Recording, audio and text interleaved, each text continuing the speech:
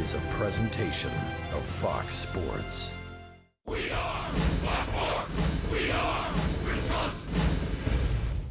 It's a crazy game. I mean, these games are all, nail biters for sure. These wins, and Corey's doing a heck of a job in them. And sometimes it takes a great play to win a game. I was thinking there might be a chance here to make a great play for the team, and I'm actually just blessed that I was in a position and able to come through. I just replayed it over my head. Like, there's a ball to the wall. I'm making a play. I'm making a play out here regardless. 1-2. And a high fly ball, center field. Broxton going back at the wall. He leaps. Oh, my goodness! He caught it! He caught it! And the ball game is over! Oh, baby. What a play! Keon Broxton with a game saver!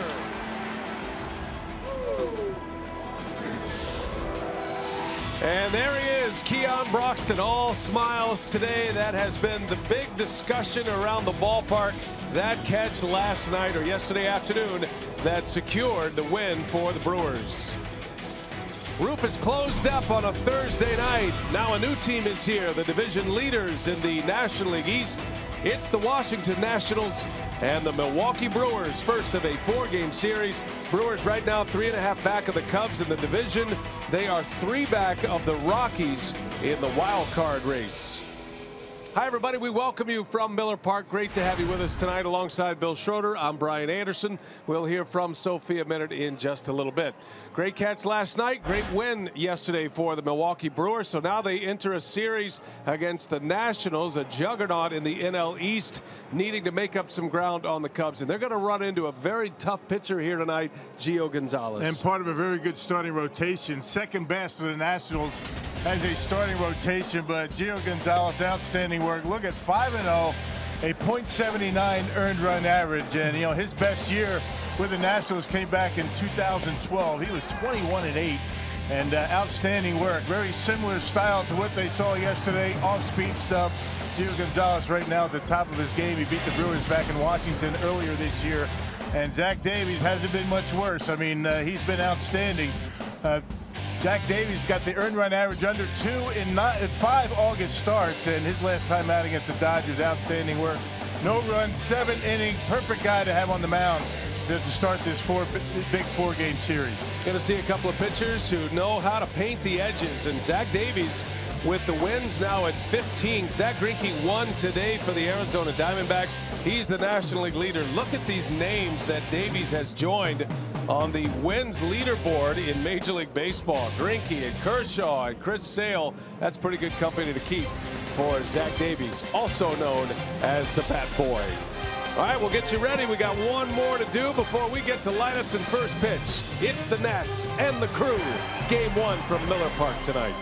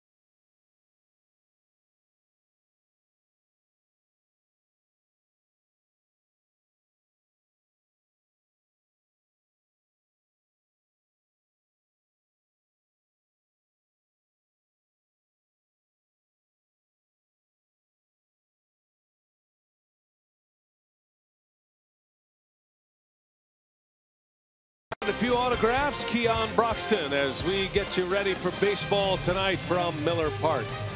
A lot of other games that will have a lot to do with the Brewers here tonight that we're tracking. As I mentioned, Zach Greinke already a winner today. He won his 16th ball game, leads the majors as the Diamondbacks beat the Los Angeles Dodgers. The Dodgers have lost 5 in a row now. Philadelphia will be in Miami tonight. That's 1-0 Marlins. That game's bottom third. The Marlins are right on the heels of the Brewers in the wild card race. Marlins just got swept by these Nationals in a 4-game series. And then you got Atlanta at Wrigley Field in Chicago tonight with the Giants hosting the St. Louis Cardinals. And the Giants are throwing up Madison Bumgarner tonight against St. Louis. So we'll be watching all those games tonight. And then we'll be bringing you ours here at Miller Park. What a matchup. Zach Davies on the mound for the Brewers against Gio Gonzalez. Brewers Nats coming your way.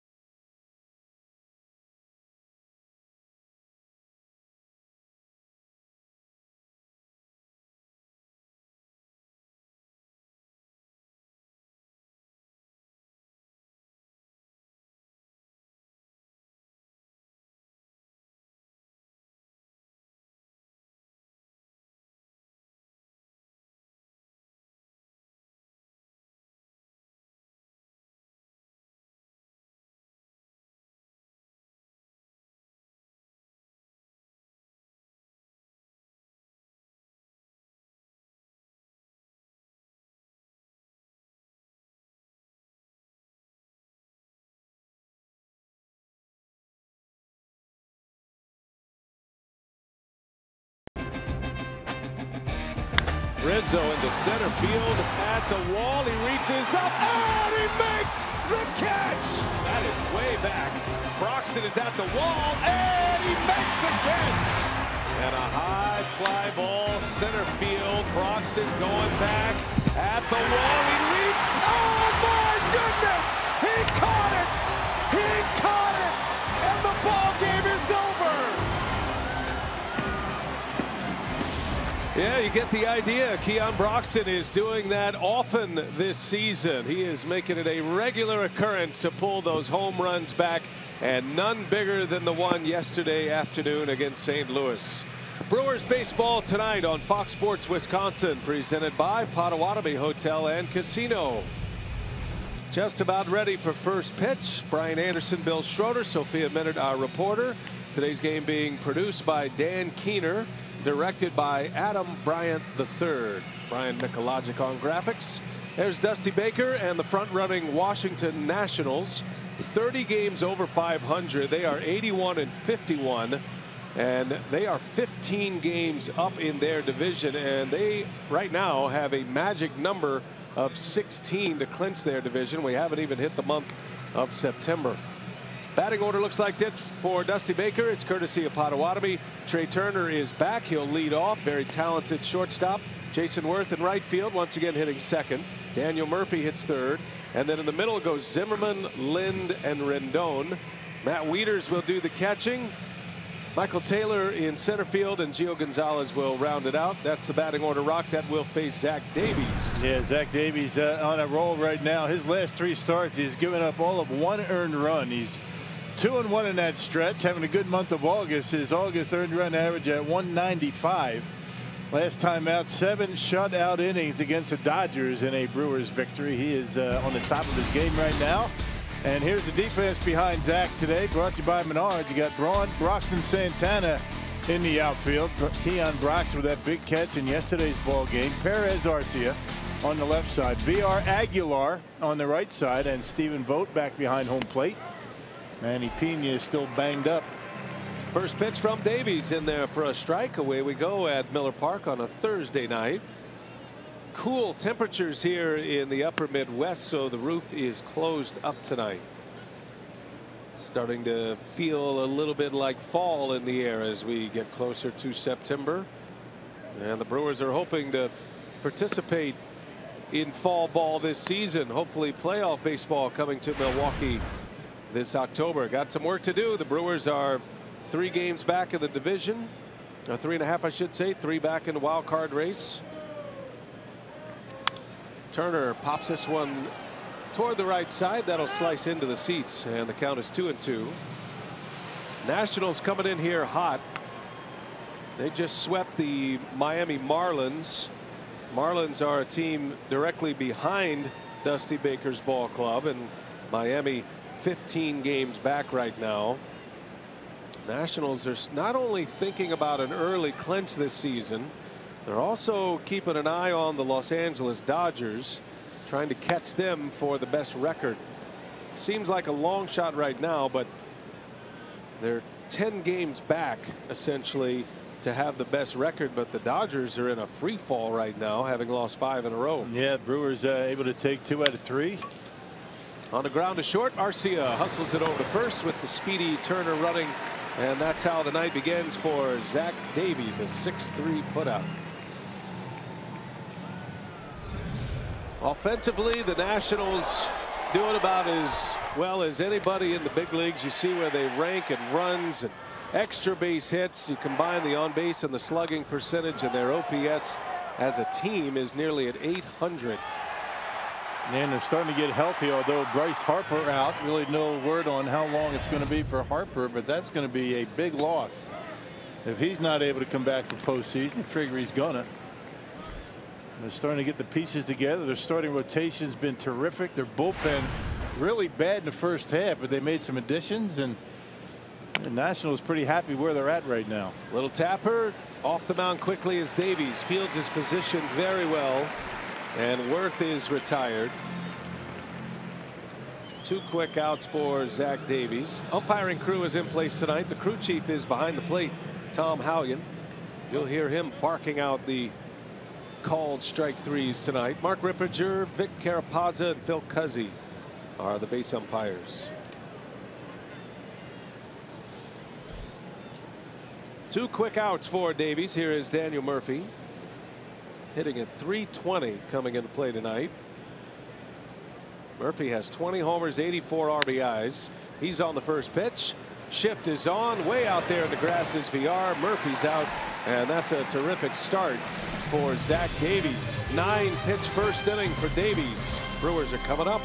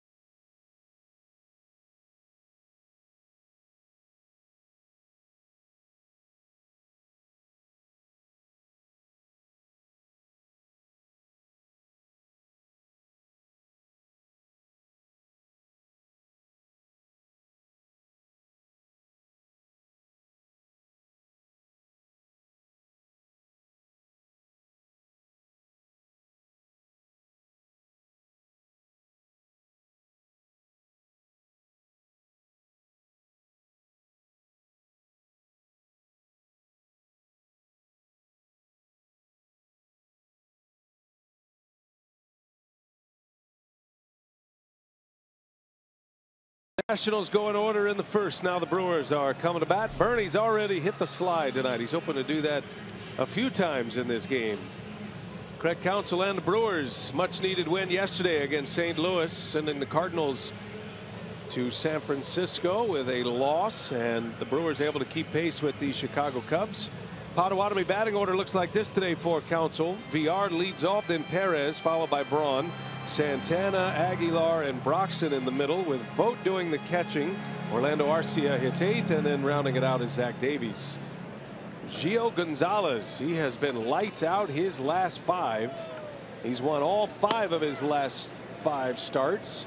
At an earned run average under 1, as Rock showed you in the open. Yeah, .79 earned run average. He's been outstanding all season long, but in particular as of late.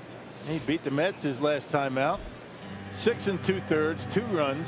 He did beat the Brewers back in Washington in July, but overall the Brewers 2-3, or he is 2-3 in 8 starts against Milwaukee with an earned run average about 4.5. So the Brewers have gotten to him from time to time. He had a number of wins, did Gonzalez, early in the season that were given away. Rock mentioned the poor numbers from the bullpen. That's been a remade bullpen for Washington, but they had some struggles in that pen early in the season.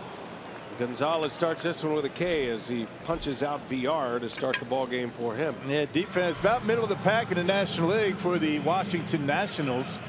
Yeah, their defense brought to you by Menards. You got Adam Lynn, the former Brewer, in left. Michael Taylor, Jason Worth back off the disabled list. Rendon, Turner, Murphy, Zimmerman from 3rd to 1st, and Matt Wieters behind home plate. Trey Turner back in the lineup. Still no Bryce Harper. And with Bryce Harper out, Jason Worth back at his very familiar position of right field. That's where he was mostly in his career with the Phillies in the early days of his Washington Nationals portion of his career. Hernan Perez facing Gonzalez, and he hits a bullet. Into the gap it goes. Perez thinking 2. He's on his way, and the throw comes in late. It's a hustle double for Hernan Perez. Got a fastball up out over the plate. Gonzalez doesn't throw hard. That was about 88, 89 miles an hour. Yeah, check it out. Fastball up a little bit, and that gives Perez an opportunity to barrel it up. Yeah, rips it out there, and a 1-out double from Milwaukee. Boy, important to get on top early against this group. Perez had a key hit yesterday. Came with 2 outs. It drove in a run.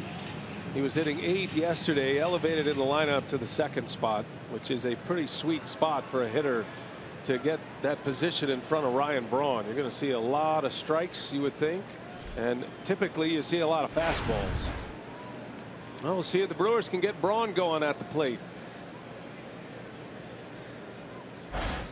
Ryan comes in with a batting average of .271. Across the board, the numbers are lower than what you'd normally see from Braun. He's missed a lot of time with 2 trips to the disabled list with the same injury. And Ryan is trying to fight through a slump here. He is 2 for his last 21 at the plate. And you got to come up big in these spots. Runners in scoring position against, pitching staffs like the Nationals, particularly their starting rotation. Not going to give up a lot of home runs. These are the chances that you can't give up on. Braun did have a double yesterday against Carlos Martinez. And it is interesting that he's got a little streak going at home. So he didn't hit well on the road trip through Colorado, San Francisco, and LA, but he's hit safely in each of his last 12 home games at Miller Park, and he's hitting at a .383 clip in those home games. So he's enjoyed the background and the environment here at Miller Park.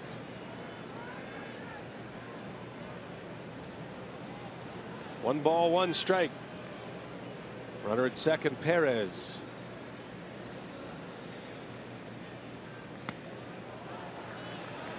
Gonzalez likes to work quickly. He's very similar to Davies in that regard.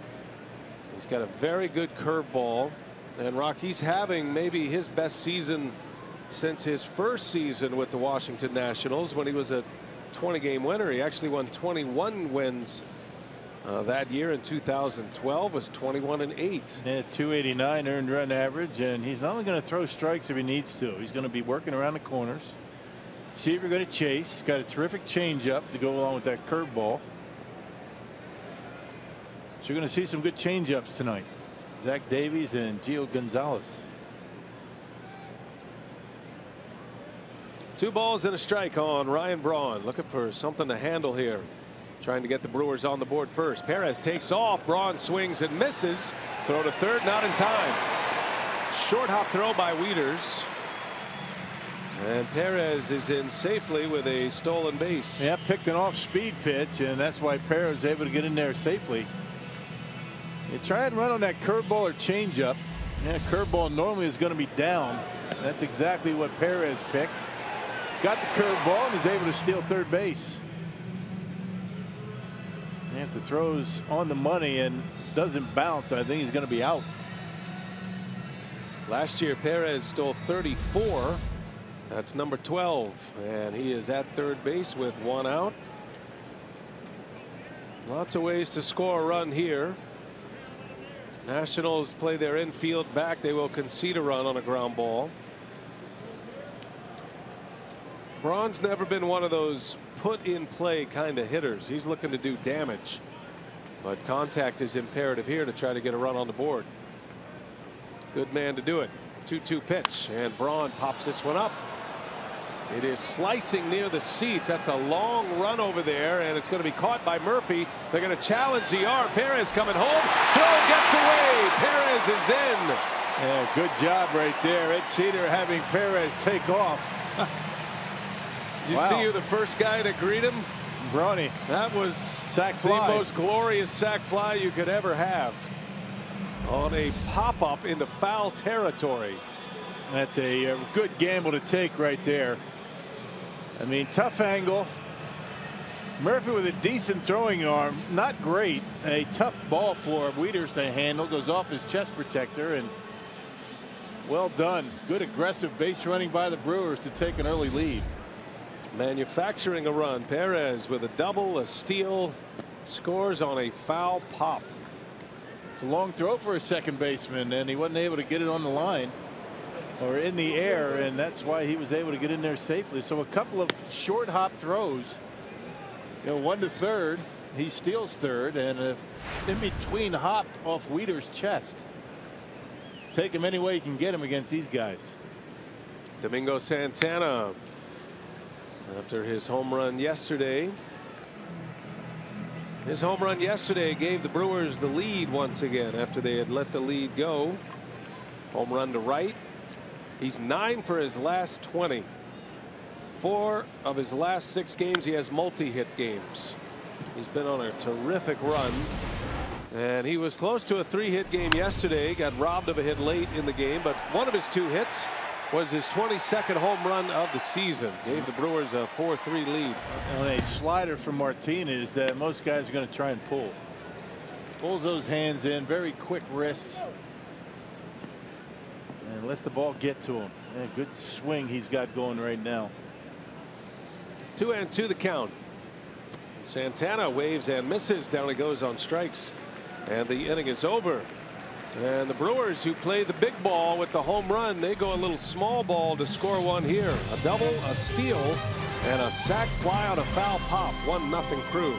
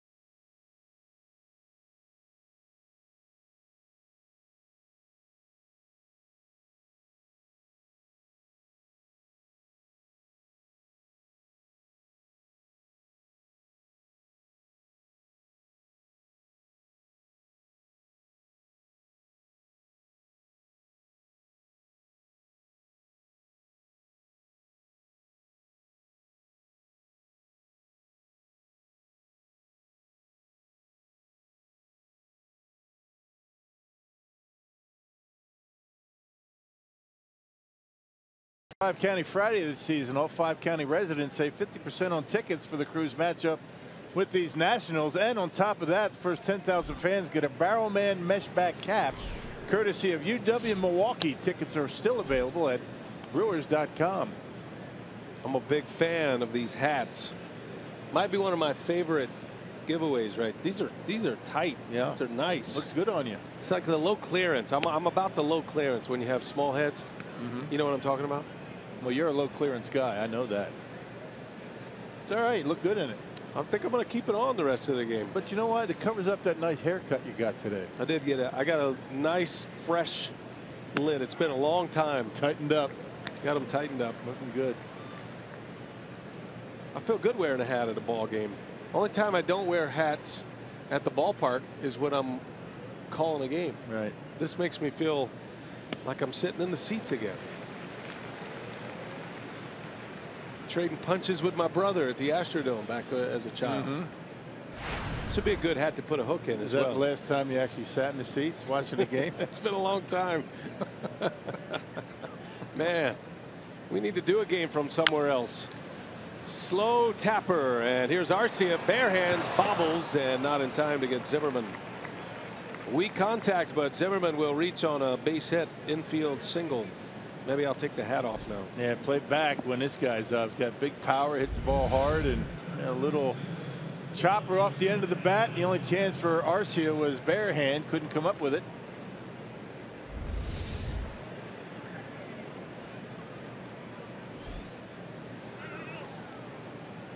Now all four batters Davies is faced with grounders, and that one goes for a hit. That'll bring up Adam Lind, the former Brewer, now the Nationals left fielder. He and Howie Kendrick sharing time in left field, a left-right platoon out there. Lind's been great for Washington. He's hitting .305 coming into play.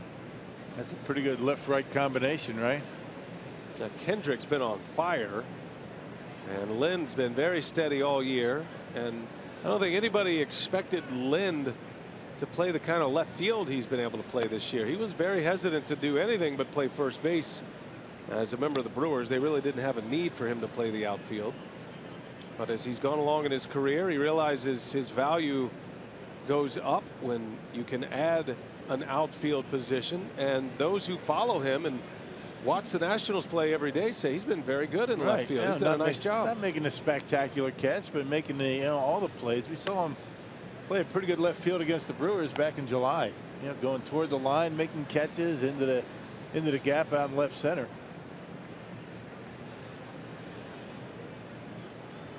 Well, Adam Lind had a big doubles season with the Brewers back in 2015.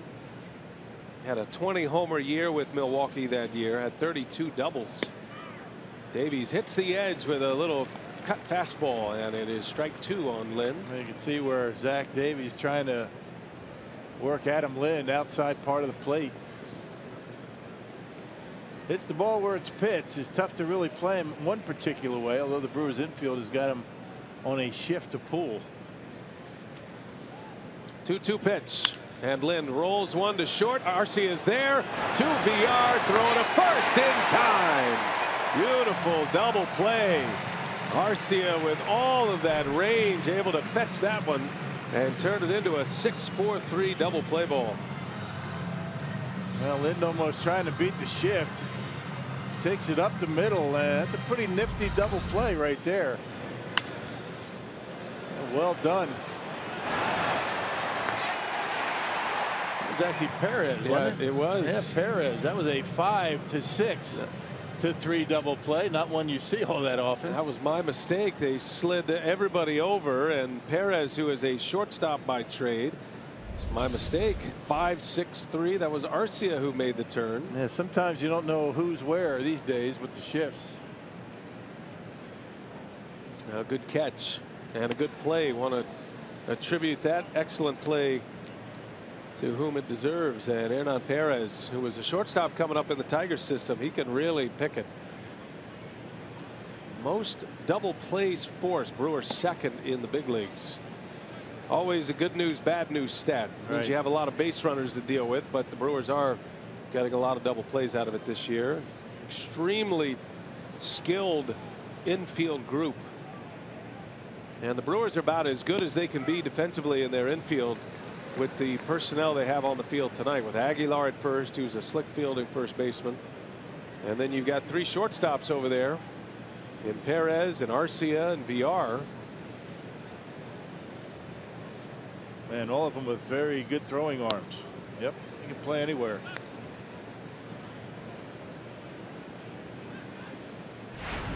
Two outs. Anthony Rendon at the plate. He's having a great year offensively. He's got a chance to drive in 100 this season.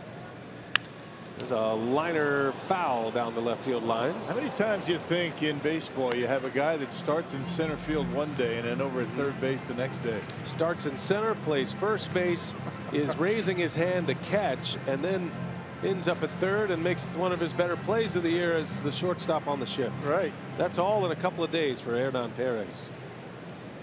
What a player. Scored the first run of the game. Rendon takes ball 4.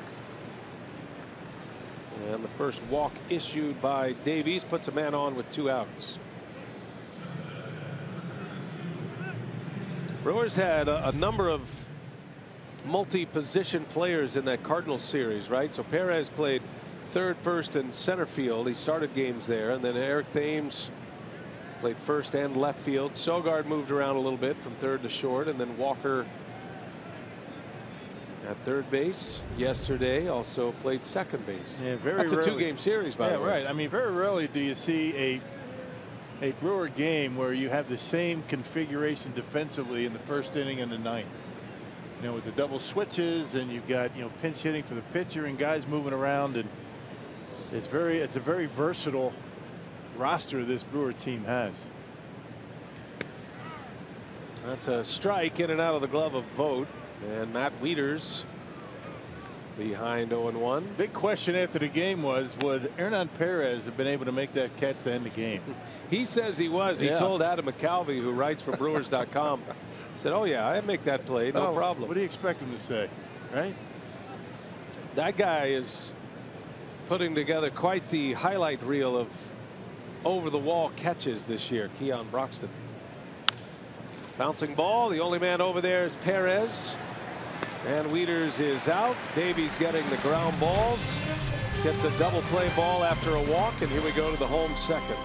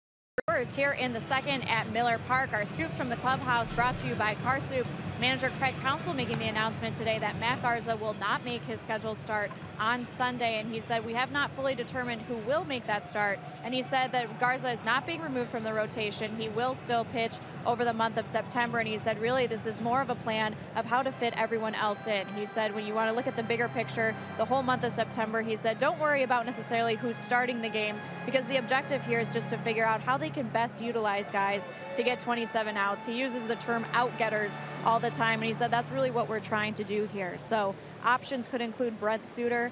He made a minor league rehab assignment with the Wisconsin Chimper Rattlers. He went 3 innings. But again, Craig Counsell is saying that they have not yet determined who will make that Sunday start for Garza. All right, Sophia, thanks. She'll be on it when that news breaks. She will have it. I watched Brent Suter's game last night. The game was televised from Appleton. He looked great. He was right back to work. He was very efficient with his pitches. He worked quickly through his 3 innings. Only threw 35 or 36 pitches in those 3 innings in the Midwest League last night. Jesus Aguilar leads off for the Brewers. It is 1-0. Hernan Perez, a big part of that first inning, had a double, stole a base, and then scored on a Braun sac fly. 1-2 to Aguilar, and Gonzalez misses upstairs. He doesn't throw hard, but he will come inside on it. Just keep you honest off that breaking stuff. The change up, straighten you up on the inside corner. Aguilar takes a ball inside. And just like that. That 4-seamer, 90, 91, doesn't throw hard, but guys don't throw hard, have to come inside once in a while. Zach Davies does a good job of that. 3-2 pitch is rolled to third base. Rendon slings one sidearm over to first for the first out. A couple of fastballs in, change up away. Bring Sophia back in here. Not only did Brent Suter pitch in last night's game in Appleton with the Timber Rattlers, Andrew Susac played, and then also Adrian Hauser's on the comeback trail. What else do you have, Sophia? Yeah, well, you were talking about Brent Suter's rehab outing, and as you said, it was 3 scoreless for him, just the 2 hits allowed and a strikeout. And Counsell said it was a great outing for him health-wise. He felt great. He said you're always a little fearful when you send Suter out because you're afraid he's going to go out and have like a 6-7 pitch inning. So he said it was good to see him get in there, have him see 10 different hitters. And so he said overall that outing went really well. And for Susac as well, the plan for him, he caught yesterday, he had a home run. He will catch again today, and Counsell said he will be activated tomorrow when the rosters expand. September 1st has arrived. Tomorrow rosters can expand up to 40. Thank you, Sophia. Nice to have that third catcher when you get to September. I mean, you can pinch hit. You can use Pena off the bench if he's not starting. Same with Vogt. Gives a lot of flexibility behind home plate. Well, the Brewers are also sending Jet Bandy out on a rehab. He's the other catcher involved in this picture, coming back from a fractured rib. And so he'll go down and play a few games, and Brewers could have multiple options there. Bandy's been a big part of the ball club this season. Susac trying to get healthy. Been an injury-plagued year for him. But he was probably the catcher who was in line to be the starter to begin the season when spring training began. But a lot of injuries, the emergence of Pena. Susac had a long bout with migraines and just a difficult time getting on the field this year. Broxton strikes out. 2 outs in the second inning for Gonzalez. That's his 3rd strikeout. Hey, forgot it and throw hard. He does rack up the strikeouts, coming in 152 punch outs, 168 2/3 innings. Not too bad for a guy that tops out at about 92.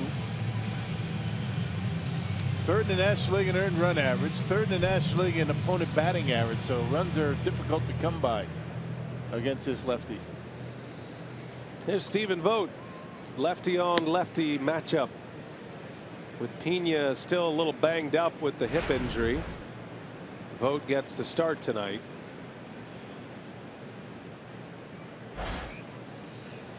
Two former Oakland Athletics, Gio Gonzalez and Stephen Vogt. Talked to Manny before the game. He's feeling much better. It's not going to be long for him. The hip flexor feeling better. He said he tweaked it, and what we thought, we saw him hit a knee trying to block a pitch. He was down on his shin guards, and it just kind of stuck.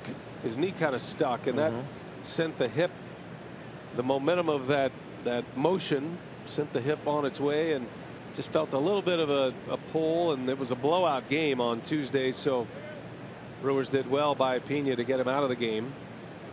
And you're hoping it's not going to be too long for him, but the fact the rosters do expand, I wouldn't imagine the Brewers would need to put him on the disabled list. He's been such a key player for the Brewers this year. And particularly valuable against guys like Gio Gonzalez, a right-handed hitter against the lefty. 2-2 to vote. And he sends one with a shift on through. Base hit. Wide open spaces in that area. And the lefty on lefty matchup works to the Brewers' benefit this time. And left one middle in, and Vogt, although he got it down on the handle a little bit, able to fight it off. Rolls it into the outfield. Did a good job pulling the hands in, trying to get the barrel on it. Didn't quite get there, but got enough of it. Base hit into center. For over 100 years, that was a routine out, but with all the shifting now, that ends up as a base hit for Stephen Vogt. He'll take it. And so that gets Arcia to the plate.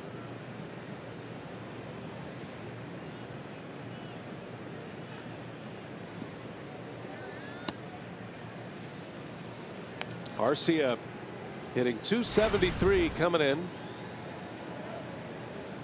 He hits the breaking stuff well, does Arcia. Been in a little bit of a slump lately. Had a good road trip though, at least for the power numbers. He hit the ball hard in San Francisco. That's why exit velocity nowadays, as we measure that, can tell you about how a hitter's going more so than actual hits. I mean, it's still a results oriented business, but used to be we'd say, well, he's hitting the ball hard, and he hits that one hard, and it's caught by the shortstop Turner. That's what we're talking about. He'll find his hits. They're coming soon. He's got a good swing going right now. Inning is over. Brewers strand a runner after a single with 2 outs.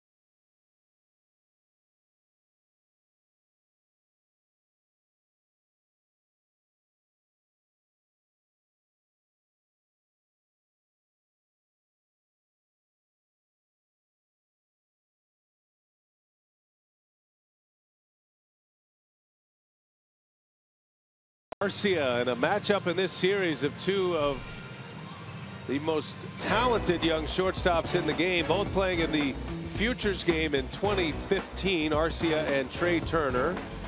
Trey Turner made his major league debut a year prior to Arcia. Arcia made his debut just prior to his 21st birthday, and the numbers this year, batting average about the same. Turner with a lot more steals, but Arcia hitting down at the bottom of the order with 13 home runs. Turner's 26.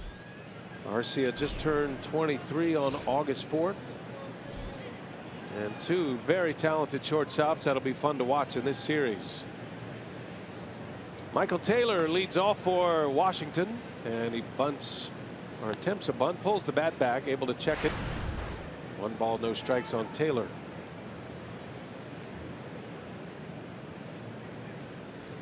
Nationals had made a trade acquiring Adam Eaton to be their everyday center fielder, and he was off to a good start playing center field, leading off.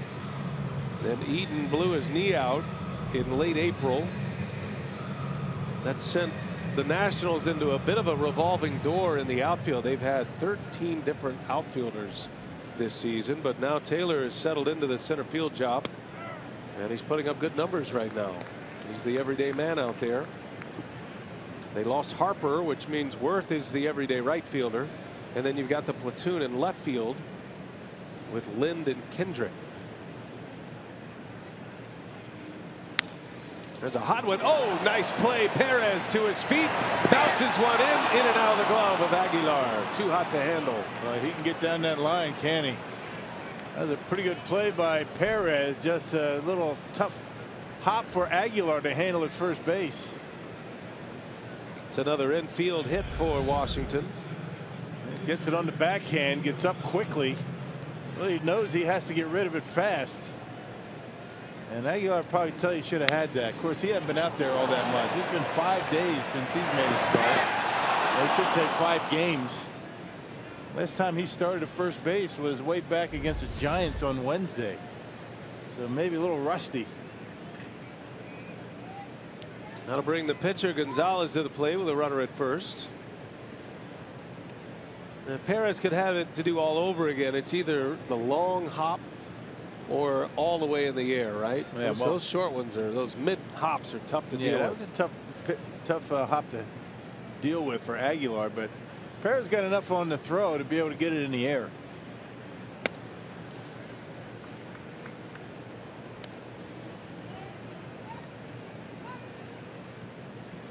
Nationals with 2 hits, both infield hits. That ball by Taylor is the hardest hit ball of the night against Davies. Everything is on the ground. Not one batted ball has left the infield yet. And we're facing the 9th hitter.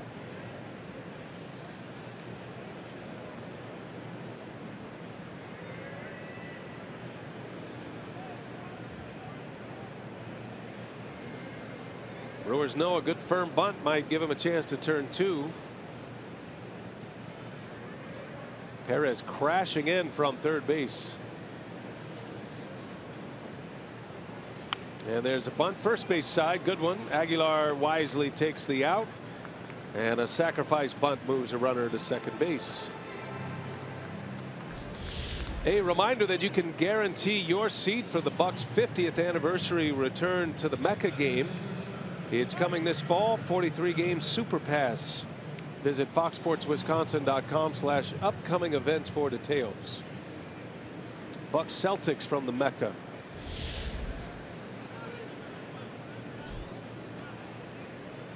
One away, top of the order here is Trey Turner.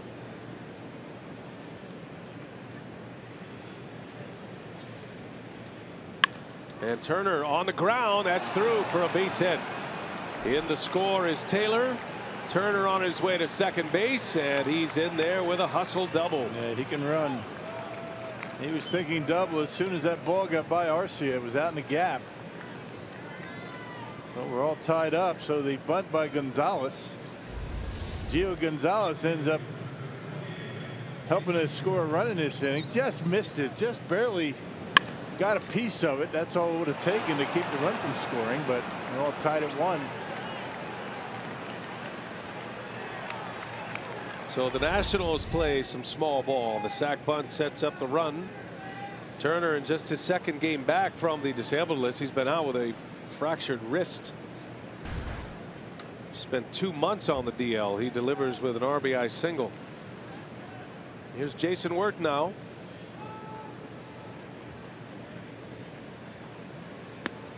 First earned run in 3 starts for Zach Davies. And 6 scoreless as far as earned runs go against the Giants, and then 6 scoreless against the Dodgers. I should say 7 scoreless against LA. There goes a runner. Votes throw to third. Short hops. And a stolen base for Turner.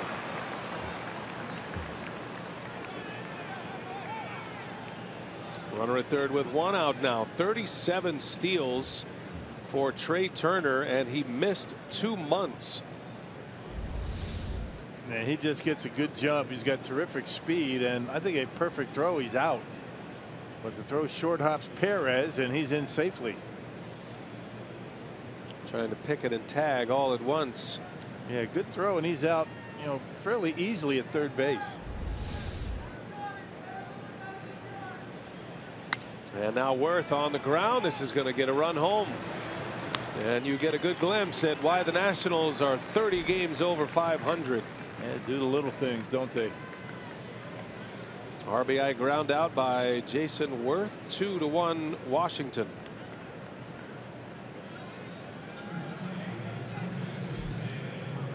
Turner, impressive player here. They missed a lot when he was out, but particularly missed his speed on the bases. He just makes it happen. He's a game changer. And he's been hurt a lot this year. He's still third in the league in stolen bases, even though he missed 10 games in April with a hamstring injury and was out from late June to just a couple of days ago here in late August with that wrist injury. He's got a legitimate chance to steal 100 bases in a season if he plays a full season. He's one of those Billy Hamilton type runners, but gets on base a lot more than Billy Hamilton. Doesn't strike out as much. Put the ball in play, use that speed. They hustle double this inning. So Daniel Murphy's up there with nobody on. Brewers put a shift on for Murphy with 3 infielders on the right side. VR is out there in the grass, and that's right where Murphy hit it his last time.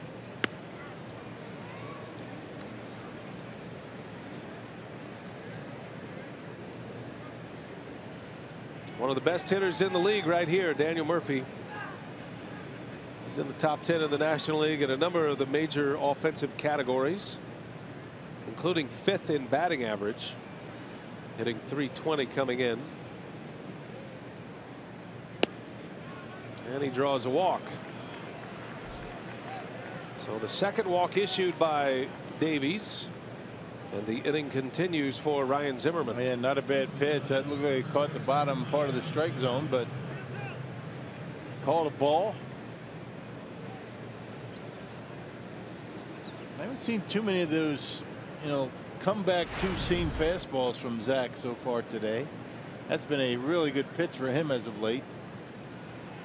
Starts off the outside corner, in this case to a right-hander, and then comes back and catches the edge. Drops a changeup in for a strike on Zimmerman. Zimmerman, another guy that has a chance at a 100 RBI season. Nationals have 3 in their lineup tonight with RBIs in the 80s. Harper's the other. I'm not sure Harper's going to be able to get there. There's concern that if he does come back in the regular season, that he is only going to be back for the final few games of the year. He's out with a hyperextended knee, had a bone bruise as well. But the Nationals are a team, Rock, that had a legitimate shot at 4 players driving in 100 runs this season. Yeah, they got off to such a good start offensively. Amazing, particularly this guy at the plate, Zimmerman. Harper with 87 RBIs in just 106 games. Zimmerman with 88. He's their RBI leader. And a big swing and a miss. 2-2 the count.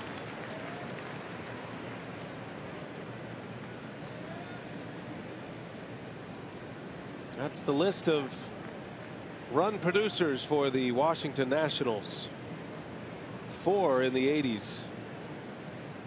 And you got to figure Murphy, Rendon, Zimmerman, they've got a great chance to drive in 100 with more than a month to play. There's a called strike 3. Zimmerman flips the bat over his head as Davies fools him, and a strikeout to end the inning. But Washington scores twice. They manufacture a couple of runs, and they now lead it.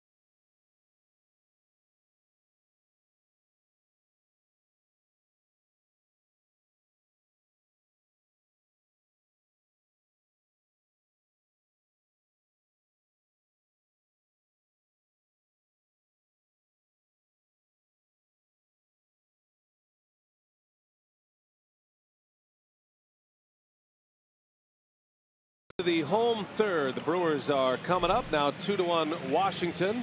And pleased to be joined now by David Stearns, Brewers general manager. Always great to catch up with David. We try to do it once a homestand, and here we are sitting at the end of August. It's hard to believe. Brewers are in a pennant race as we're going to turn the calendar to September.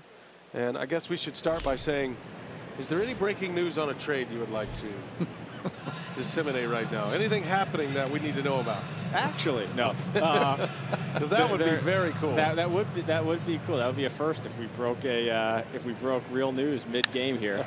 Zach Davies with a base hit up the middle, and the Brewers get a lead single from their pitcher.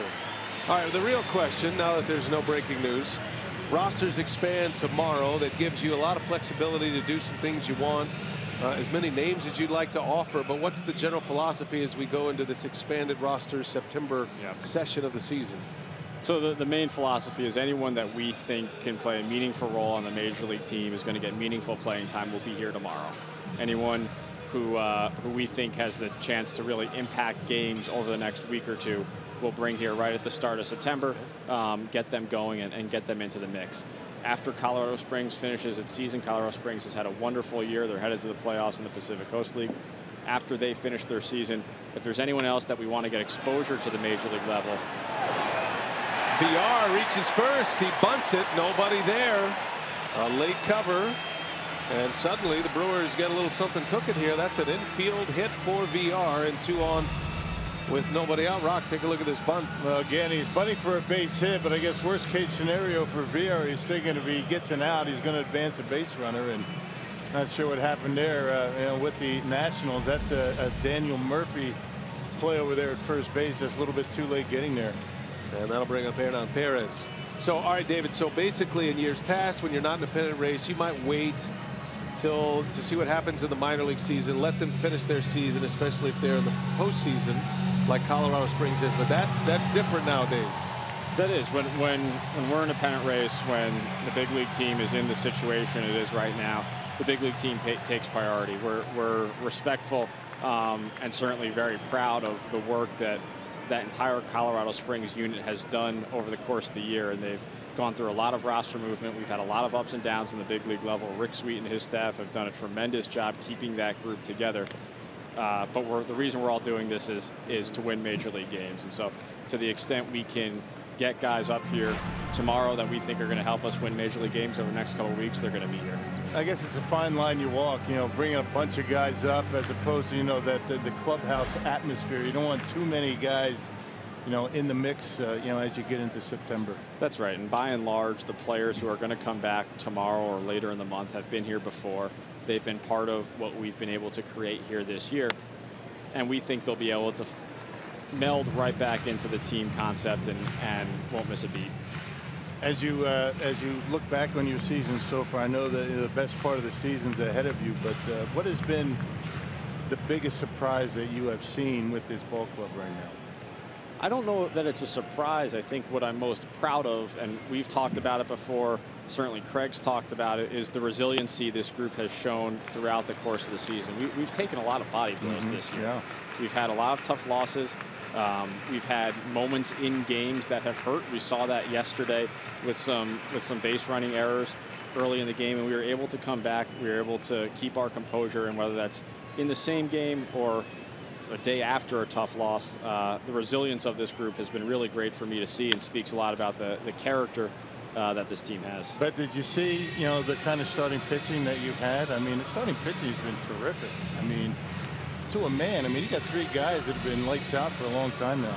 And I think what makes that even more amazing is that we had to send down someone like a Junior Guerra. We had to send down someone like a Willie Peralta, guys who we were counting on at the front or middle of our rotation coming into the season, and we've had other guys step up throughout the course of the year. The steps that Chase Anderson, Jimmy Nelson have taken, Davies now over the last month or so have taken to further their development has been really impressive for us to see, and certainly makes us feel good about this young core of starting pitching that we have.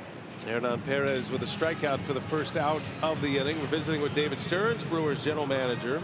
It's so interesting when we talk about the ball club now. We can do that with perspective and context, but You know, coming into the season, the questions are, how do you replace a guy like Luke Roy? You traded not one but two of your closers last year, Jeremy Jefferson and Tyler Thornburg.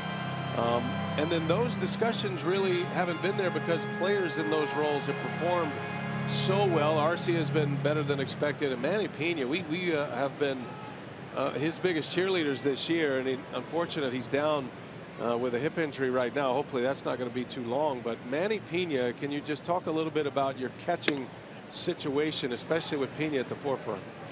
It's really been unbelievable what Manny, Jet early in the year, Steven, since he's come over, what these guys have been able to provide the team. And you're right, I think catching was admittedly a big question mark coming into this year. We traded two very established quality catchers. Everyone talks about Luke, but Maldi was a big part of this team last year as well and has been a big part of this organization for a while.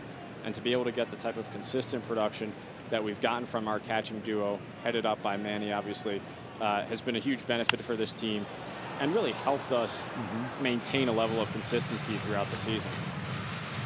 Well, this is one bat right here the Brewers would love to get going, and I know, David, Ryan's name has come up so often in trade rumors, and yet here is another seemingly September as we get to tomorrow that he's going to be in a Brewer uniform, and it's a long career and one of the faces of the franchise. And I know you're anxious to see Ryan in this final month of the season. He is the backbone of this offense. He is, and we've seen what Ryan can do when he gets hot. We've seen him carry teams for weeks at a time, and we're certainly hopeful, and I know Ryan's hopeful, that he can put one of those stretches together. There's a ground ball to short. Braun beats it out. That is going to extend the inning here, but it is the second out. Brewers will have him at first and third. Two gone now for Santana. Yeah, so the big news today, Matt Garza will be missing a start. Can you give us any kind of a insight as to who might be making that start on Sunday? We're still evaluating our options. Obviously, there are internal options that are here. There are September call-up options. There are also options that we're evaluating over the next couple hours prior to the deadline tonight. So we'll probably have more clarity over the next day or so as to what that Sunday starter will look like. And as we've said all along, one of the nice things about the September roster situation, the expanded rosters, is that we have the ability to mix and match throughout the month. We can put our starting pitchers in what we think is the best position for them to succeed. We can match guys up against opponents that we think makes the most sense for them.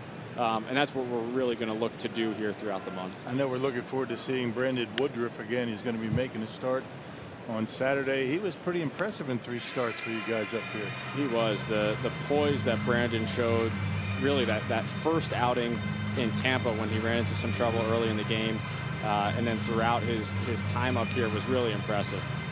Nothing fazed him. He was able to compete each and every pitch, and so we're certainly looking forward to getting him back here. We do think he can help us in September, and we think he's going to pitch some big innings for us. Brandon Woodruff announced as the starter on Saturday. Domingo Santana takes a ball high. We saw a shot there of Brent Suter, who's back with the big league club. He pitched last night in Appleton. What'd you see from him? He looked like Brent Suter. He worked fast. He was efficient. He got outs quickly. A lot of soft contact. So that's good to see from Brent. We're happy to have him back. And as we've seen from Brent, he can contribute in both the starting rotation and the pen. I think we're likely going to see him contribute in both the rotation and the pen throughout September. That's a really valuable role for us. He's done a wonderful job filling in on a number of occasions, and he's going to be a big part of this effort over the next couple of weeks. And he's always our favorite on getaway day. I'm sure you're not alone with that. Hopefully picked up the spread last night for the kids in A-ball. Had 2 big leaguers there last night with the Timber Rattlers. Susak was with Suter. As that one misses. Real quick, David, one guy I want to ask you about for the minor league setting, and a guy you're very familiar with from your Astros days, but Adrian Hauser pitched last night in A-ball as well. What's the story with him? How's he coming along? So Adrian is now on the finishing touches of this rehab process from Tommy John surgery, and as you guys know, it's a big arm, it's a power arm. Certainly it's a guy who we believe will be able to contribute at the major league level in the not too distant future. That was one of the 4. David was on the other end of that trade. That was the deal that Doug Melvin made. David was the assistant GM with the Astros, so very familiar with those players, Hader and Santana and Brett Phillips, all guys we've seen in the major leagues. But Hauser is the 4th piece to that puzzle. And Tommy John surgery and coming back. He looked great last night. Mid-90s fastball, and that's a fun name to track as well as we go through this final few weeks of the minor league schedule. Bases are loaded. The GM is watching. Here's Jesus Aguilar. And Jesus has done a good job for you in limited playing time, and he's been able to figure out a way to stay ready when he gets his chance. He has, and he's done a great job for us in big spots. I think we could all think back to a couple of at-bats, big at-bats, whether it was in New York and Colorado, where he changed the course of the game with one swing. And he's been a great presence on this team, both when he plays and in the clubhouse. Looking for a mistake here, and he takes one outside. 2 balls, no strikes. It is pretty impressive. I know you're a knock on wood kind of guy, but the players you've been able to sign, the players you've acquired, they've all hit pretty much. You're looking at guys like Aguilar, and I call them the second chancers, and some of them are third chancers. Manny Pena. The formula to find these players who you feel like are ready to pop with your team that maybe not getting the opportunities with their former team. What is that? I mean, how has that been so successful for you guys? Well, I think the big word is that there is opportunity, and we have been able to provide a lot of these guys with more meaningful and consistent playing time than perhaps they've gotten previously in their careers. And our scouting staff deserves a lot of credit. The guys in the front office deserve a lot of credit for unearthing these guys and targeting them. But really what we've been able to provide them that, frankly, a lot of them haven't had previously is that opportunity to play at the major league level. And to these guys' credit, a lot of them have taken advantage of them. And certainly Jesus is a great example of that. That's like you asking me about my guacamole, Rock. I'm not going to give you the ingredients. Right. I don't blame him for not giving the formula. You have to ask, though. Yeah, there's a bullet into left field. A base hit. Davies is in. Rounding third, headed home. Braun, he'll score. And just like that, the Brewers take the lead. Santana's out at second base, but the run does count. And we'll take a look here. I'm sure the Brewers want to see if Santana made it back. Gonzalez is not leaving. Anytime you have a close play like that for the third out, you know, even the fielders don't really run off the field, but he looks safe on regular speed. Not sure if he was able to get his foot in there, but I think Santana realized he made a mistake going to third. He's on his way back.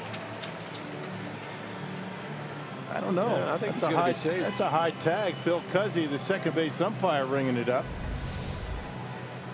Well, Craig Counsell wants to take a look at it. That was a high tag, David. Smartest guy in the booth. Safe. I know. I'd say safe. I'm with you. He's safe then. You guys keep analytics on everything, especially challenges. Why don't you give us a little bit of an understanding of how this process works in the clubhouse right now? Who's manning the ship down there? We flip a coin. No way. Actually, we've got a couple of guys in the video room in the clubhouse who, as soon as there's a close play, they're looking at every single angle they possibly can. Pat Murphy gets on the phone to those guys, and as quickly as they can come to a determination, they let him know what they think, and then ultimately it's Craig's decision whether or not he believes the game situation merits a challenge. We know that this system is a little bit unpredictable. We've seen at times where we thought plays were going to be overturned and they were not, and we've seen at times where we thought plays were going to stand and they did not. So we know it's a calculated risk every time you do a challenge, and we'll see how this one turns out. I would imagine there's a lot more pressure on those individuals on your staff who are down there right now because you're in the third inning, and they've got to make a determination to Pat Murphy.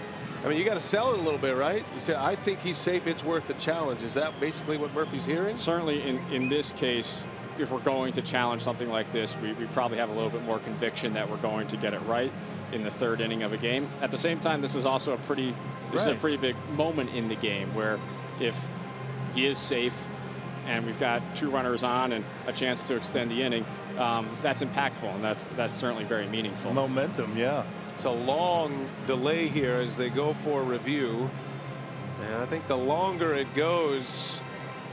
Are you for time limits on these reviews? I am for appropriately limiting the time of the instant replay process, and I think MLB has done a better job of that this year than in the past. It certainly was a topic of conversation in the offseason. The league is cognizant of it. Teams are cognizant of it.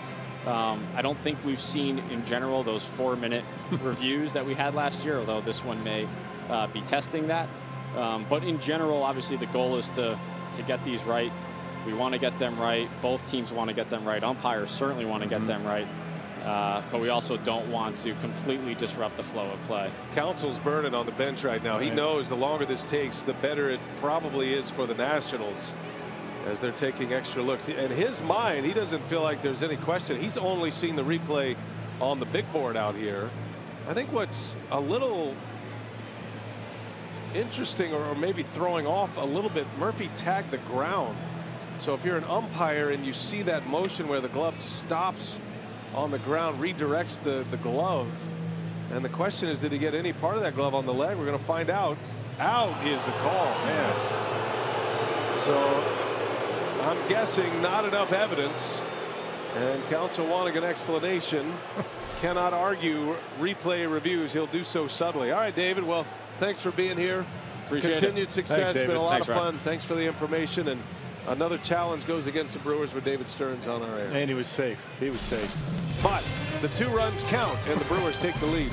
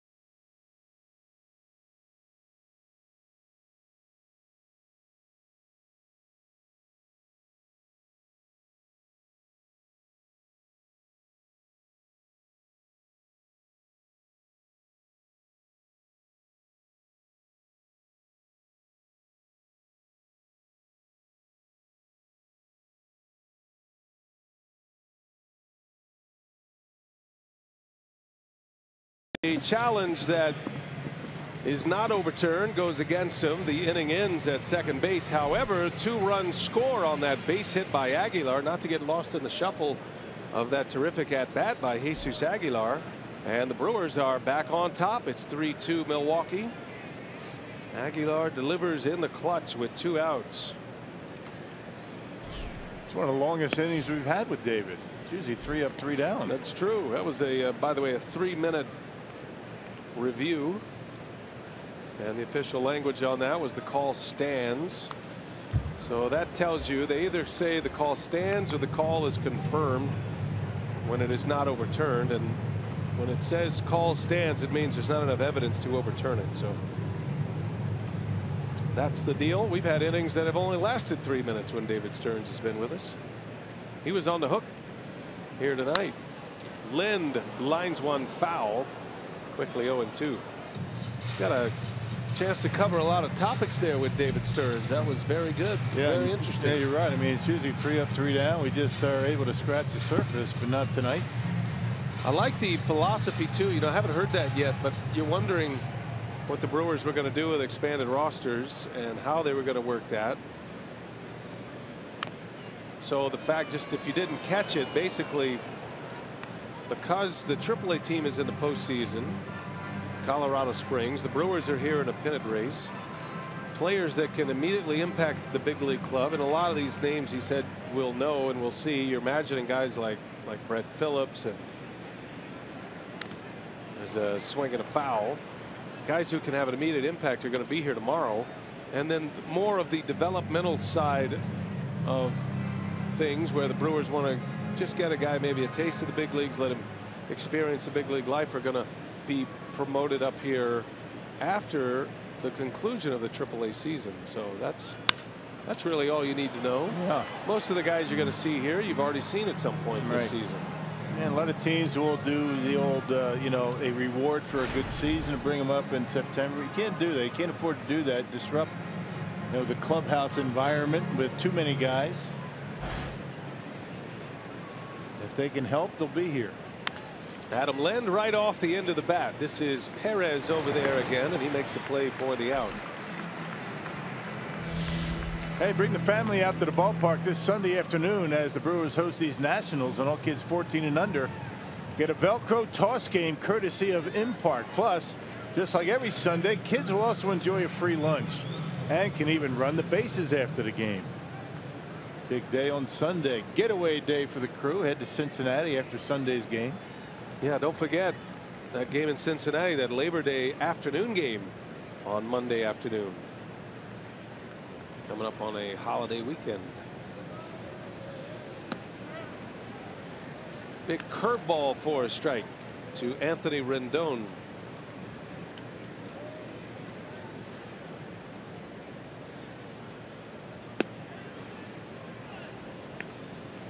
One ball, one strike.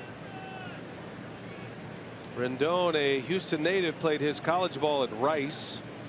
He's been heavy into the fundraising for Hurricane Harvey relief. Matter of fact, he and Matt Albers, his teammate, have both combined to raise $80,000 at this moment prior to the game to send down to Houston for hurricane relief. Good work by those two.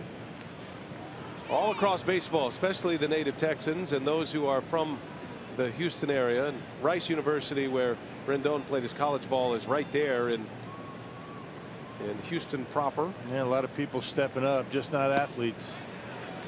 Yeah, great point. That's a swing. Unable to check it. And the count goes to 3-2 on Rendon. Well, cut fastball. Rendon not able to check his swing.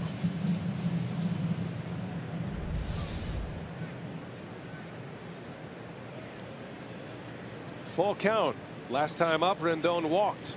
And now he strikes out. Went with a little curveball, did Davies. One of the slowest ones he's thrown. That was in the low 70s right there.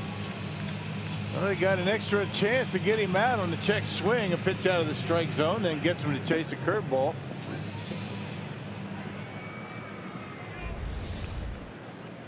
Yep, sitting on something with some velocity on it, then just drops the slow curve on him down around the shoot tops and gets him to swing over the top. 2 up, 2 down. Here's the switch hitting catcher, Matt Wieters, former Baltimore Oriole. Still in the Beltway, but playing for the National League Washington Nationals nowadays. Had some great years with the Orioles.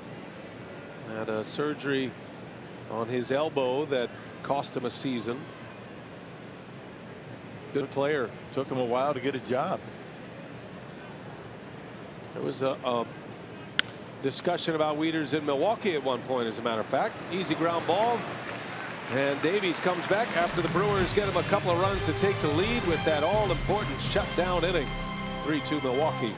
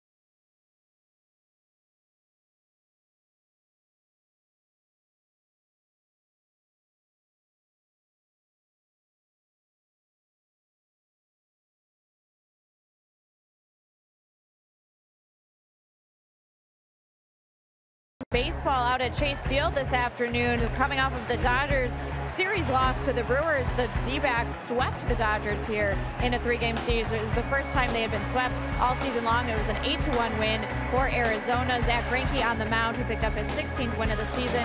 He went 6 innings, gave up just 1 run on 4 hits. So for the Diamondbacks, they've now won 7 straight games. They have a 3.5-game lead over Colorado in the National League wild card, and they just continue to roll. That matches their season high on the season. Yeah, they're getting hot right when it counts. Rockies have struggled a little bit, and now the Dodgers in their first little slide of the year. Not that it matters really with their record. They might not be chasing the best record ever in the major leagues. That might take them out of contention for that, but still 91 wins for the Dodgers before you hit September is pretty impressive. Yeah, well, you got enough of a margin there. You can go into a little bit of a tailspin.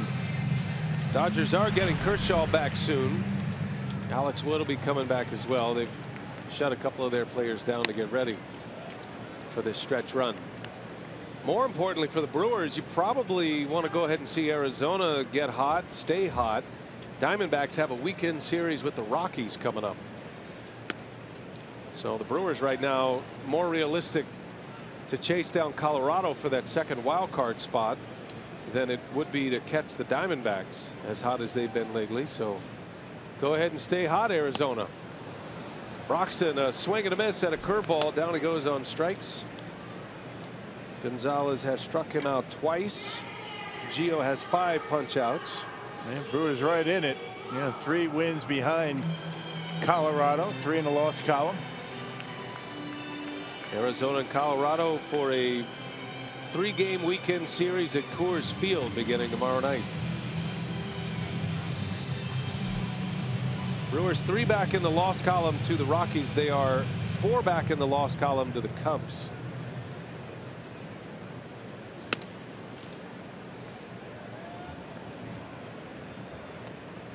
Cubs are playing the Braves tonight at Wrigley.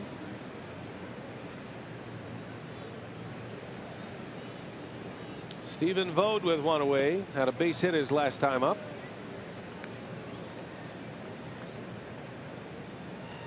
Brewers got a run in the first on a sac fly by Braun. A fly ball that was actually caught by the second baseman in foul territory. But Perez hustled his way to the plate. And Brewers taking advantage of lack of throwing arms on the right side of this Washington infield. Yeah, Murphy and Zimmerman, both of them, neither one of them can throw all that well. Took advantage of that.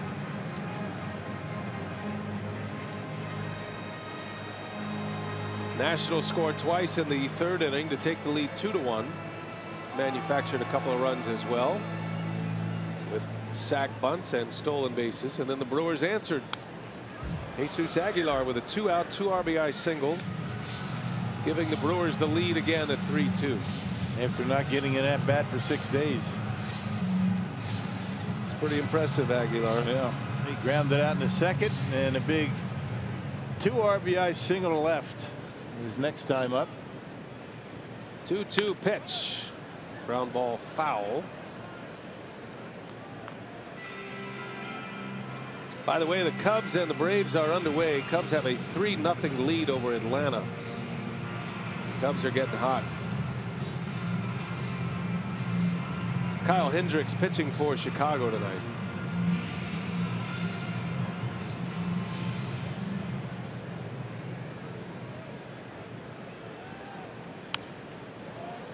The Rockies, the team the Brewers are chasing in the wild card, are off tonight. And as I mentioned, they start a series with the Diamondbacks tomorrow.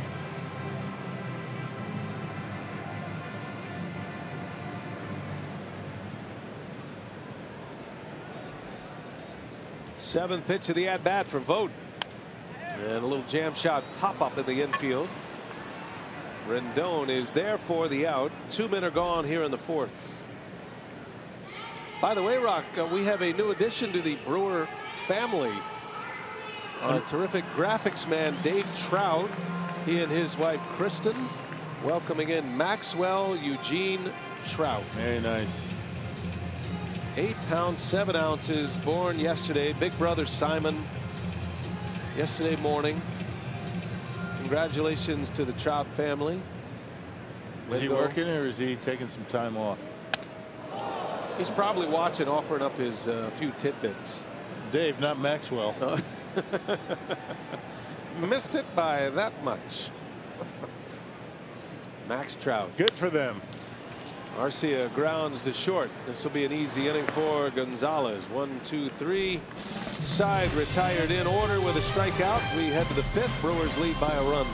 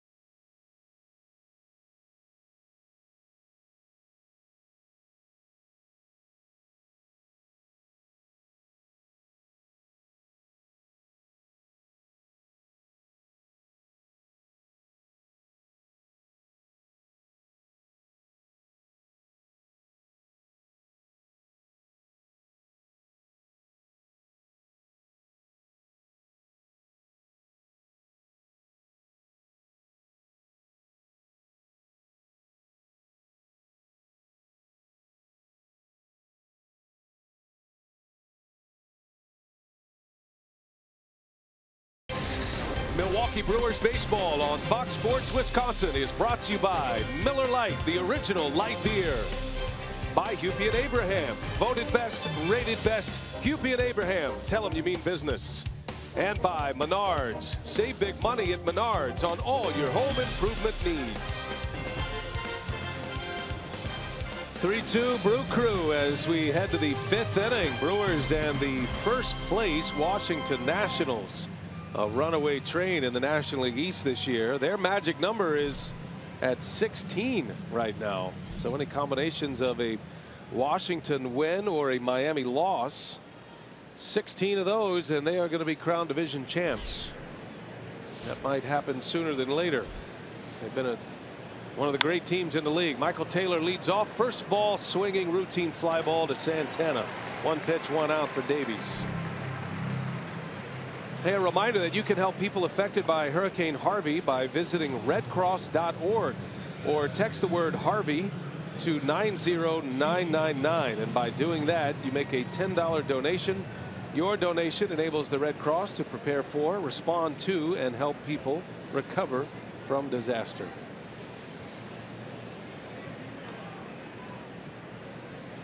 One away for Gio Gonzalez, the Nationals' left-handed pitcher who is a right-handed hitter. Dropped down a sac bunt his last time up.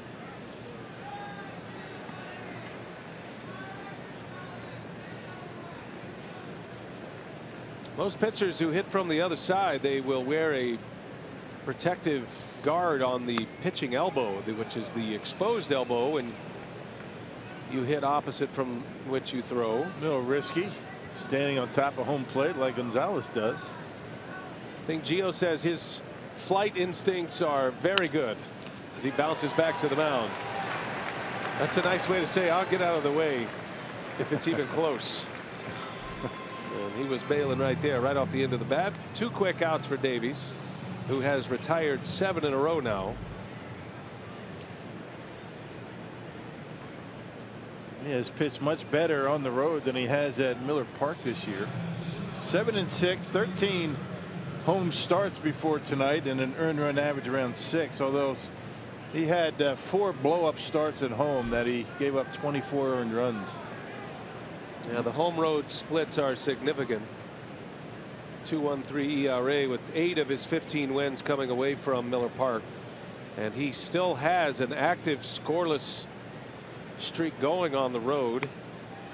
There's a bunt, and Davies shovels it late. And the speedy Trey Turner is aboard again. Infield hit. That's the 3rd infield hit of the night for Washington. Yep. And one at short, one at third. Now a bunt single for Trey Turner, and that's a big deal. Normally don't want to bunt for a base hit with 2 outs and nobody on, but when you can run like Turner and steal bases, it's almost like hitting a double. Pretty good effort by Zach Davies just to get a throw off over to first base. Brewers have lost their challenge, but that certainly wouldn't be one you challenge anyway. Clearly safe. And Turner is always a threat to try to steal. Already has a steal of 3rd. But he's at first with 2 outs. Here's Jason Worth now. And normally 2 outs, nobody on. You want to try and drive one in the gap and get into scoring position. But, you know, the stolen base for Turner kind of takes that away. You can bunt any way you can get on and then steal a bag. When Pena catches Davies, it's a pretty tough combo to run on. Most don't even try to steal. Davies gets rid of it quickly, holds runners well. Pena, one of the great throwing catchers in the game. Vogt does not throw that well. He does everything else well behind the plate, but throwing is not his strong suit. So Davies will do all he can to try to keep Turner close. But if he gets a decent jump, he's going to be almost impossible to throw out. Worth fouls off a changeup, had him out in front.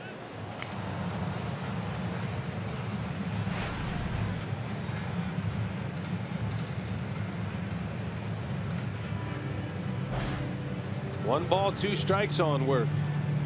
He drove in a run with a ground out in the 3rd inning, set up by that stolen base by Turner. That put the Nationals on top at the time, 2-1. Broken bat, and Aguilar fumbles with it. Worth got a late start out of the box, and it turns out to be an easy out. 3-1 on the putout, and Davies strands a runner at first. Another bat is busted. Brewers lead at 3-2.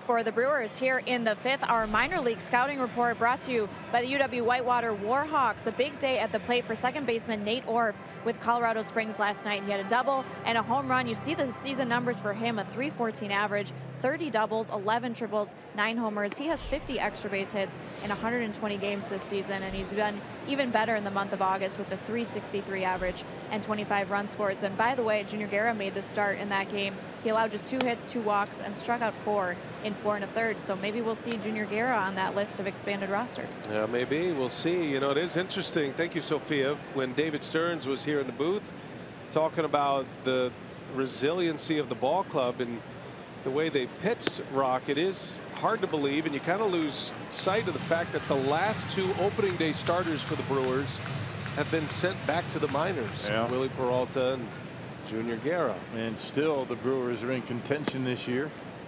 And one of the top 5 team ERAs in the National League with their pitching staff. Davies has been a big part of it. He's got another good game going today against the Nationals. One of the best hitting teams in all of baseball. And how about this? Davies is on for the 2nd time now.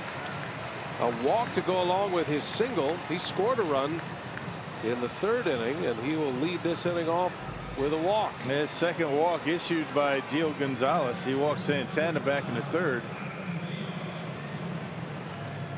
He will walk a few batters. 63 walks coming in those 168 innings.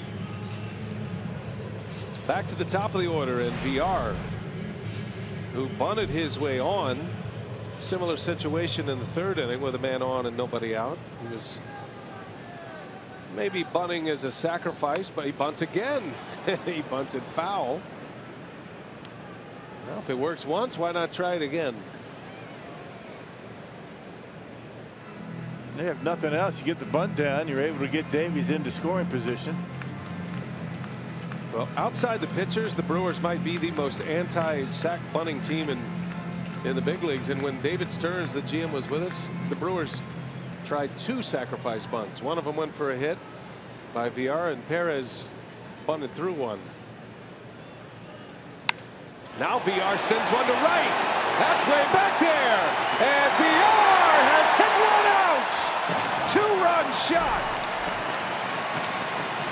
The Brewers add to their lead. It is now 5-2 on VR's 11th homer of the season. Man, he gave that one a ride out into the opposite field. Well, the home runs that he's hit right-handed, normally you're not going to see him go oppo. And Jonathan VR, after trying to butt his way on, says, you know what, I'll do one better. I'll drive in a couple. Takes Gio Gonzalez deep. Red hot hitter right there, Jonathan VR. Waiting for the water. Made that same trick yesterday. There's Perez, slow roller. Turner jump throw. Perez is in there. Interesting throw right there off his feet, and he really put something on it. And the call at first base is safe. The Nationals is going to take a look at that. How about this throw? A jump throw. Pretty close at first base. Bang, bang. Looked like slinging Sammy Ball with that jump throw. And just remember, the call in the field is safe. It has to be definitive. Dusty Baker waiting on word from his clubhouse as they watch the video here, and they're going to ask for a review. So a challenge by the Nationals, and Perez will await his fate. Called safe on the field. We'll see if there's enough evidence to overturn. It's amazing to me that Turner's able to get as much on this throw when he's completely off his feet. Oh man, that is bang bang as it gets. Look at his throwing arm.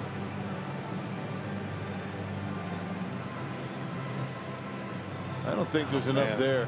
Wow. I don't know. It's where the baseball hits the glove. Hits the glove. Nah, not yet. One more tick right there. Oh man, this is as close as you can have it. They say there are no ties, but Rock, I got a tie on this one. Yeah, he's got the bag right there, and I think the call in the field, it's got to stand. I mean, there's not enough there to overturn it. If the last one stood, the one at second base with Santana, you figure this one, but might as well. We got a lot. How many times have we been stunned by what they say in New York? Tom Hallion looking at these replays on the big board with us. This one goes against the Brewers. You might see Craig Counsell pop his cork. I agree with that. Here it comes. The ruling from New York. Safe. Cork still attached. Perez with an infield hit follows the 2-run homer by VR.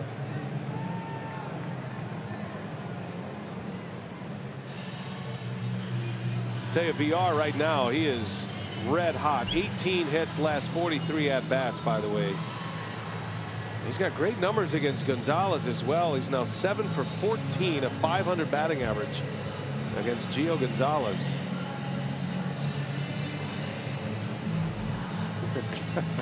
Broxton showing Perez exactly why he was safe. He knows the camera's on him. If he stretches, he's out. If he just stands there, that's a good call, actually. It's good analysis by Broxton. Here's what he's talking about. Watch Zimmerman, the first baseman. Hardly a stretch. Yeah, you stretch a little bit, he's out. I like it, Keon. Why didn't you see it that way? I was too busy looking at Perez sliding. I'm just kidding. You're the one paid to be the analyst. Yeah.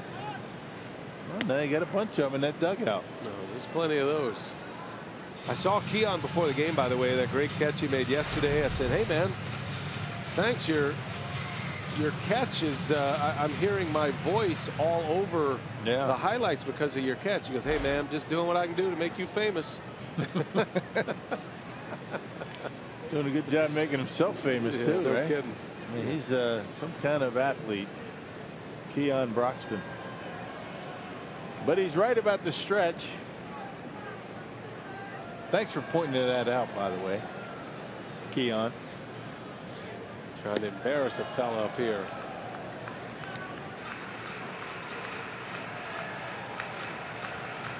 Well, Ryan Braun,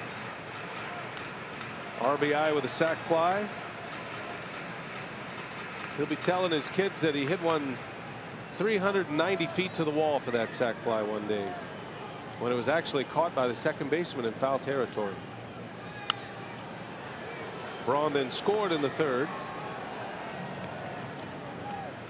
So drove in that first inning run, 41st RBI of the season. Tonight, Braun is playing in his 78th game. Missed a month and a half of the schedule with the 2 trips to the disabled list with the calf injury. Hot shot to third. Rendon to second, out there. Throw to first in time for the double play. And 2 gone.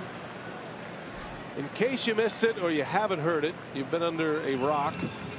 The catch yesterday that saved the game for the Brewers, considering the stakes, one of the best I've ever seen. Yeah. And that ended the game. A walk-off home run saving catch. Would have been a 2-run home run. Had that one measured all the way. Got close to the wall, jumped straight up, and able to haul it in.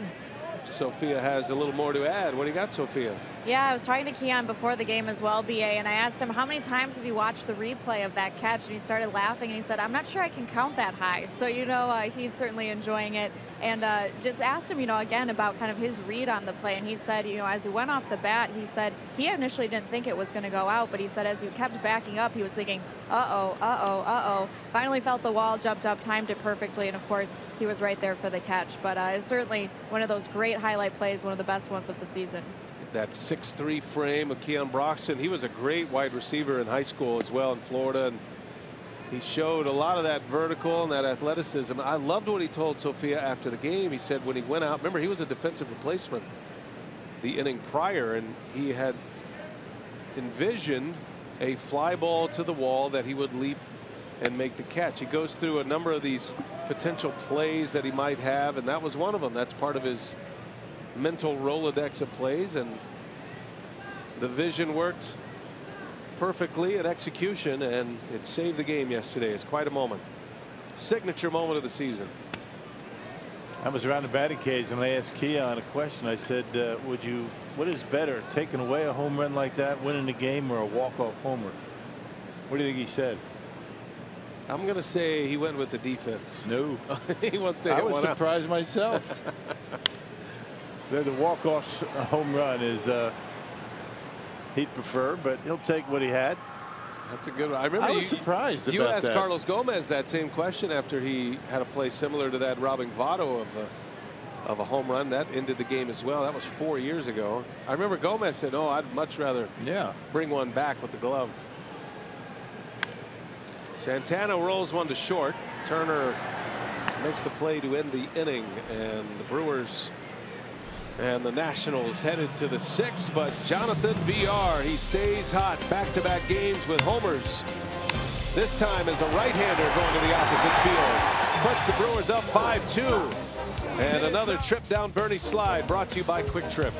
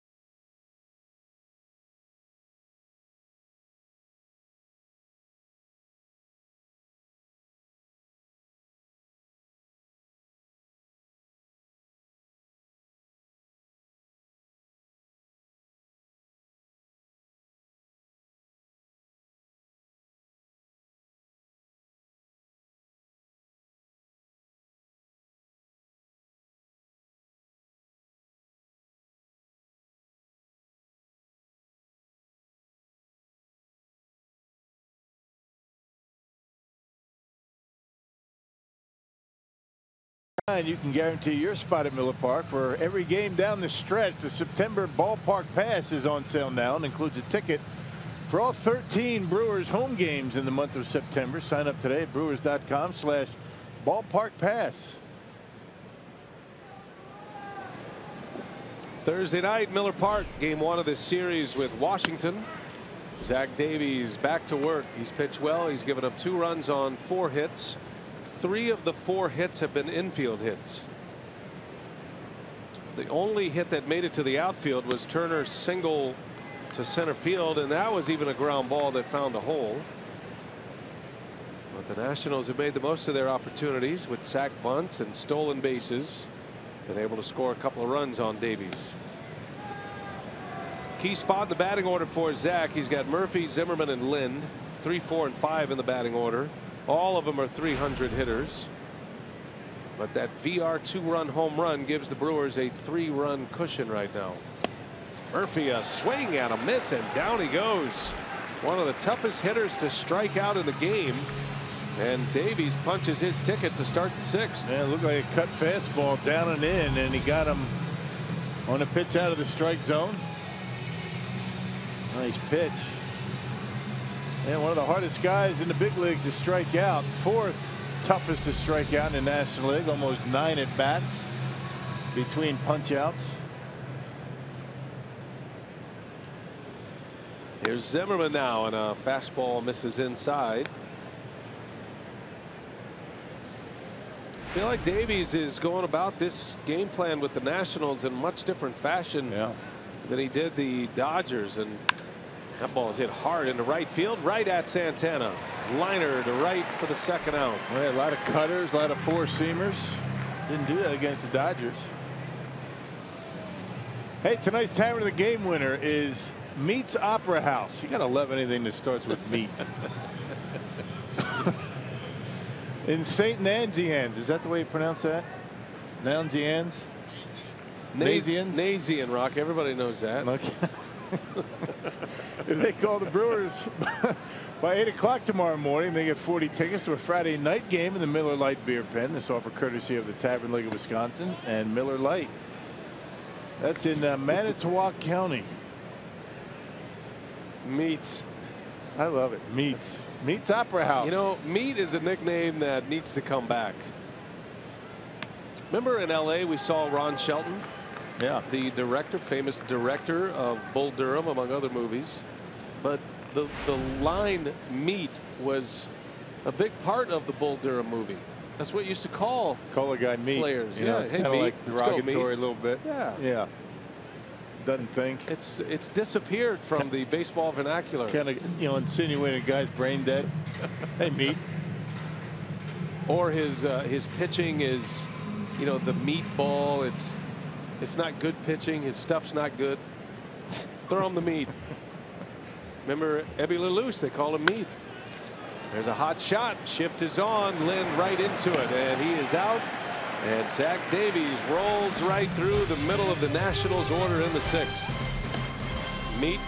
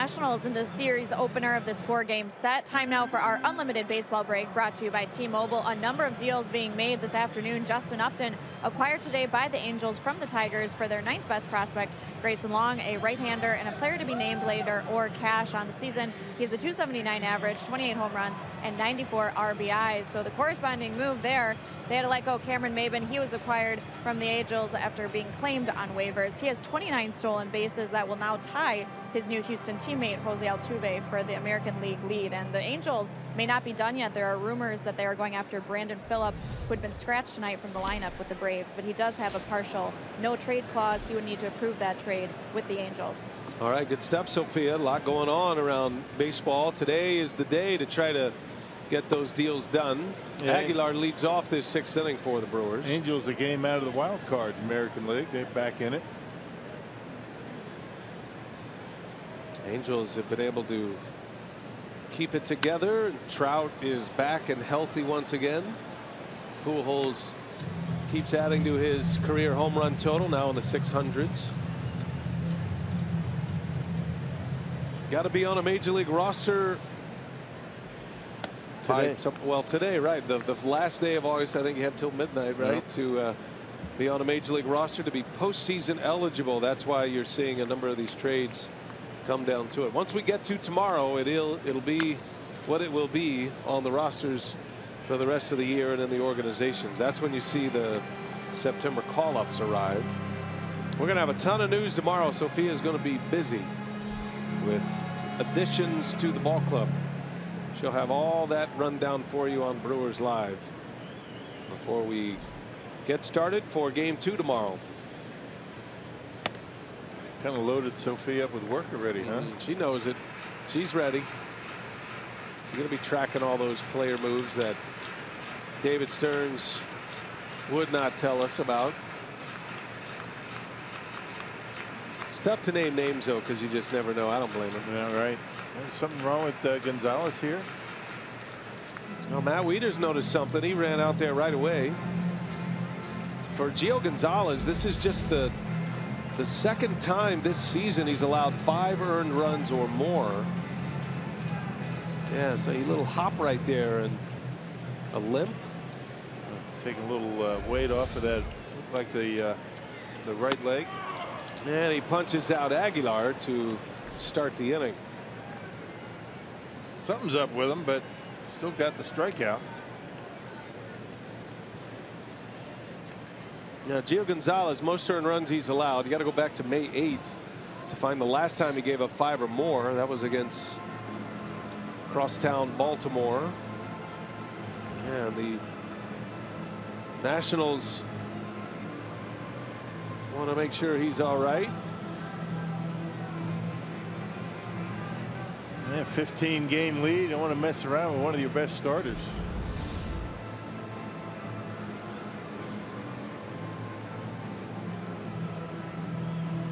So he's all right. He's walking around there, but kind of grimacing as he walks around the mound.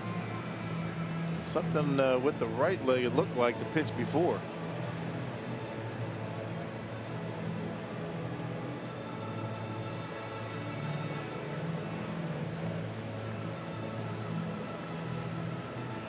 Well, whatever he said, he's satisfied Dusty Baker and Mike Maddox, the pitching coach, former Brewer pitching coach.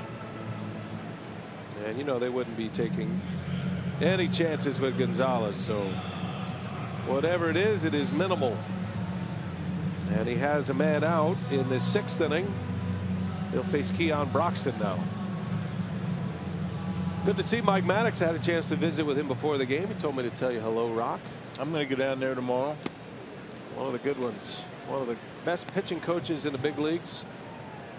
He was with the Brewers up through the 08 season. He was on that staff with Ned Yost, and then was with the Brewers when they made it to the postseason for the first time in 26 years.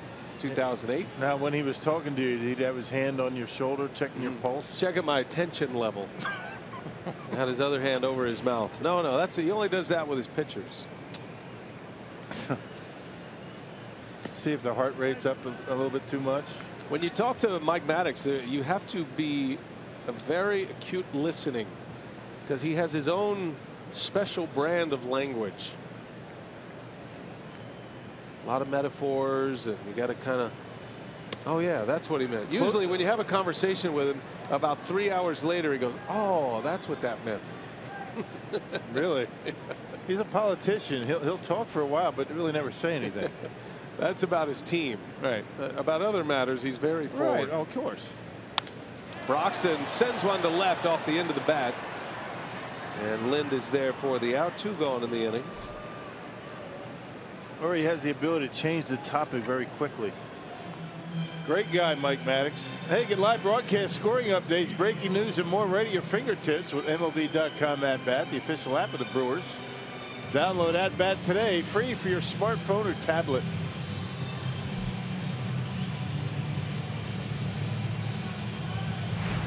Stephen Vogt now with 2 outs. Vogt has a single. He flew out to left field. 1 out of 2. This was going to be the challenging spot in the batting order for Craig Counsell, knowing that with Pena not available tonight, Vogt, the left-handed hitter, draws a tough lefty in Gonzalez. But he's handled himself well. 2 good at-bats, one of them resulting in a base hit. Calling a good game behind home plate for Davies tonight. 5-2 Brew Crew. VR with a 2-run homer to stretch the lead last inning.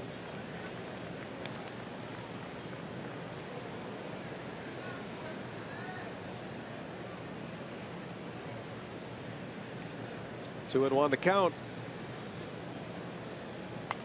And a little cue shot. Nobody over there. Vogt hustling. Bare hand. The throw and an infield hit for Stephen Vogt.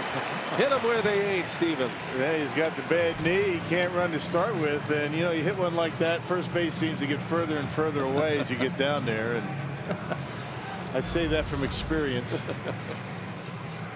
Little cue shot, and he is busting it down that line. No chance for Rendon to get him. Another base hit for Vogt.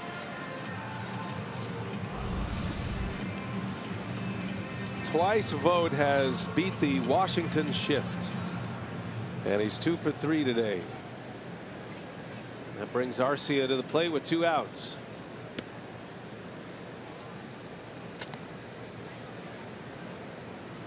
Arcia has lined out, and then he grounded out to short in the 4th.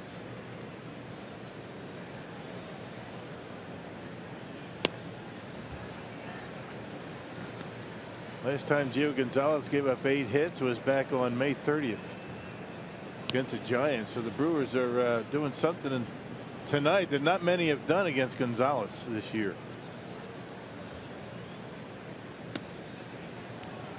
Season high for Gonzalez, 9 hits. A 13-game winner. 2.40 ERA coming in. His name would certainly be in some of the discussion for Cy Young Award, especially had the Nationals bullpen, as he walks Arcia. If the Nationals bullpen earlier in the season would have been able to finish off a couple of his outings, which would have earned him wins, or probably realistically 3 of those games where he should have won and late leads were given up, could easily be 16-5 coming into play here, and then he certainly would be in the Cy Young discussion. He walks Arcia, puts 2 on with the pitcher coming up. Mike Maddox on his way out. There's the hand on the shoulder. And the hand over the mouth. I'm pretty sure he started that. It's either he or Greg. They were both started doing that at the same time. Mike and Greg, the son of a military man, and they were pretty good about keeping secrets, and so they brought that part, either covering their mouths with their gloves when they speak or their bare hand, so you couldn't read lips. That's why, and now everybody does it.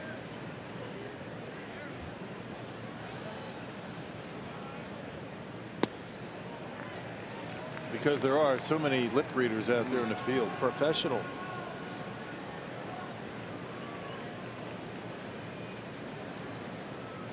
Davies on twice, scored twice. Had a pretty good cut. Fouls it back, 1-1.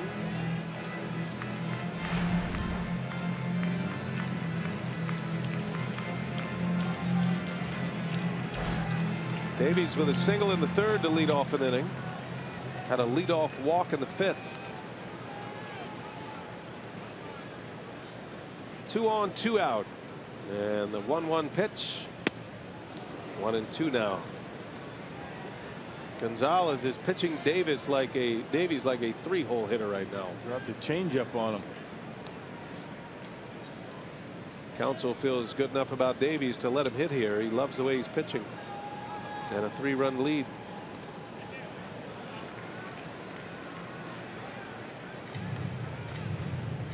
Davies has retired 10 out of the last 11 on the mound. The only base hit was an infield hit by Turner in the 5th inning.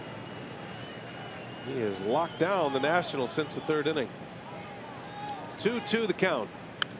And Davies spoils one foul.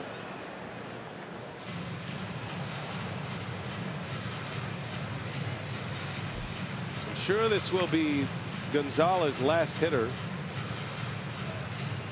Pitch count is high. His spot due up 4th next inning. Can't imagine they would let him face VR again. Davies could chase him out of the game right now. 2-2 pitch, and down he goes. A strikeout to end it. Brewers strand 2, but they lead by 3, and we go to the 7th.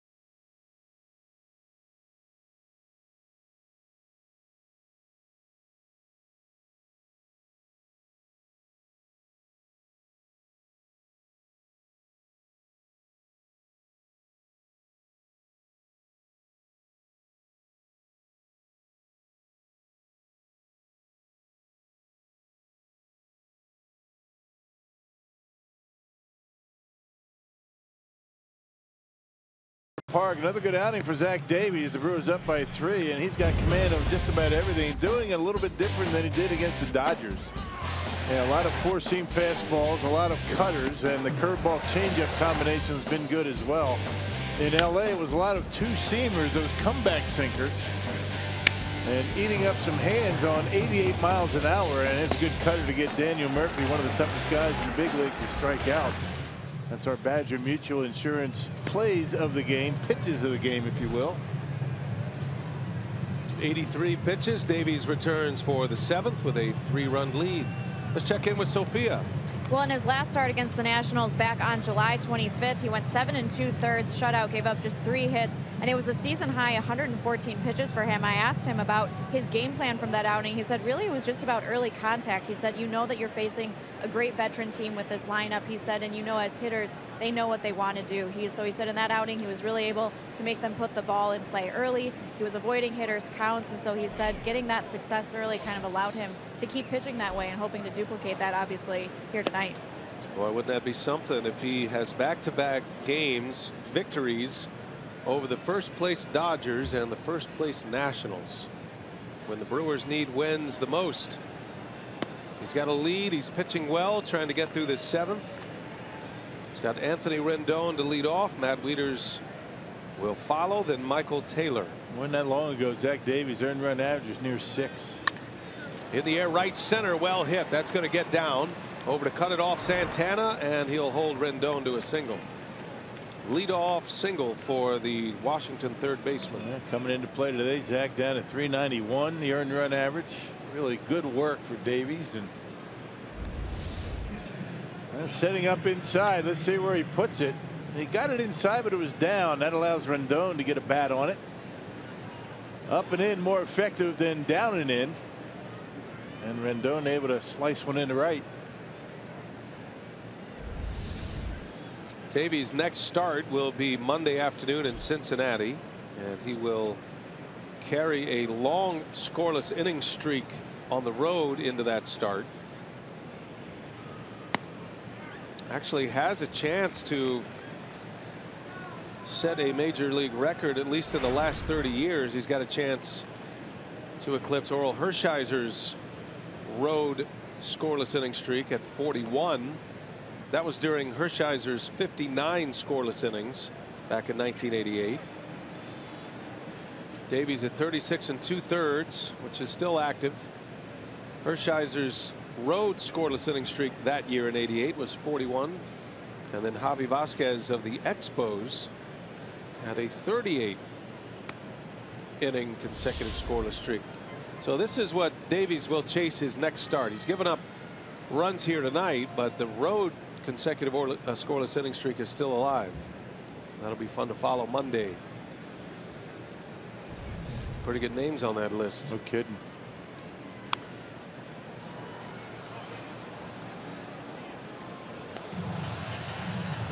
I don't know if we're going to see that Orel Hershiser record broken, because you think about 59 straight scoreless innings. I mean, that is, first of all, you're not pitching in his fewest starts nowadays. I mean, Hershiser, he was telling us a story once. He was pitching in extra inning games. He was still in there in the 10th inning with that streak alive. There's a ground ball. Got a chance for 2 here. A flip over to Arcia. Touches the bag, and Aguilar picks this one nicely.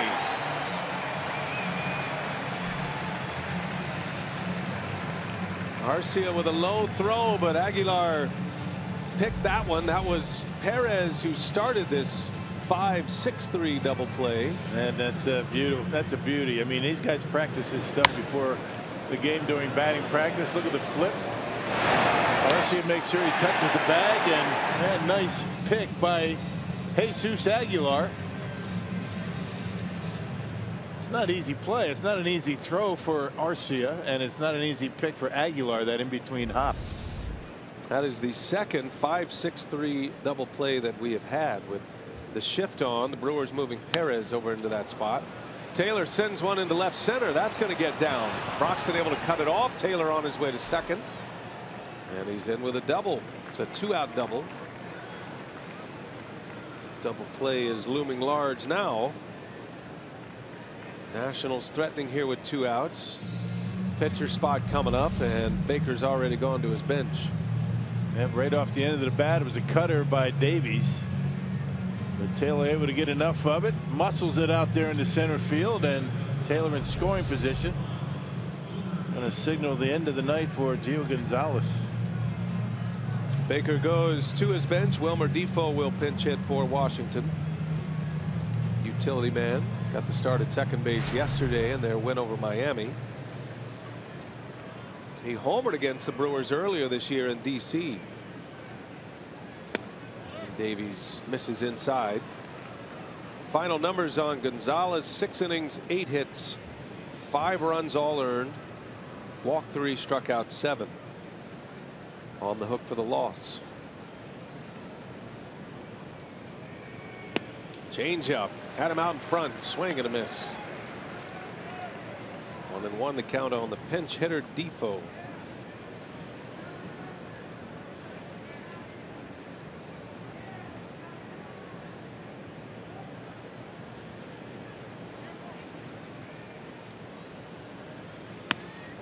Another swing and a miss. This time a cutter in on his hands, and it's 1-2.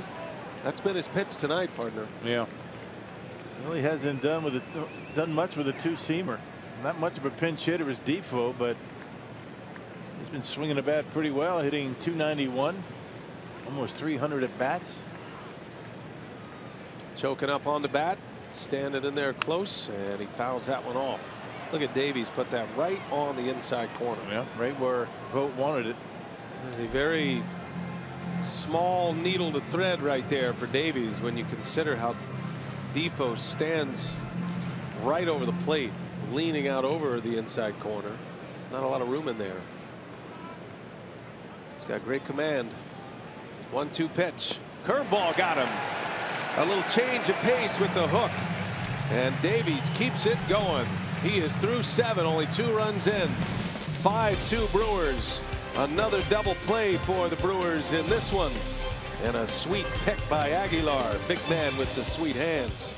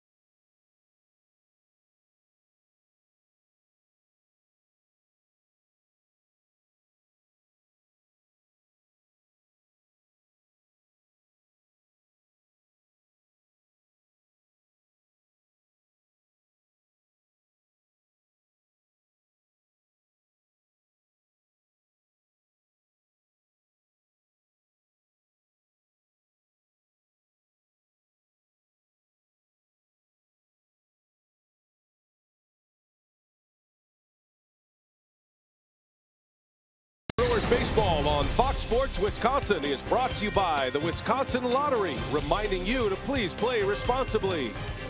And by Toyota. Let's go places. Jonathan VR with a 2-run home run in the 5th, stretching this lead to 5-2. Davies is pitching another gem. And we head to the bottom of the 7th inning. New pitcher for the Nationals is Sean Kelly. Yeah, last pitched on the 27th against the Mets. 28th appearance. You can see the earned run average ballooning over 7. He's a big strikeout guy, though, but having a rough time out there on the mound.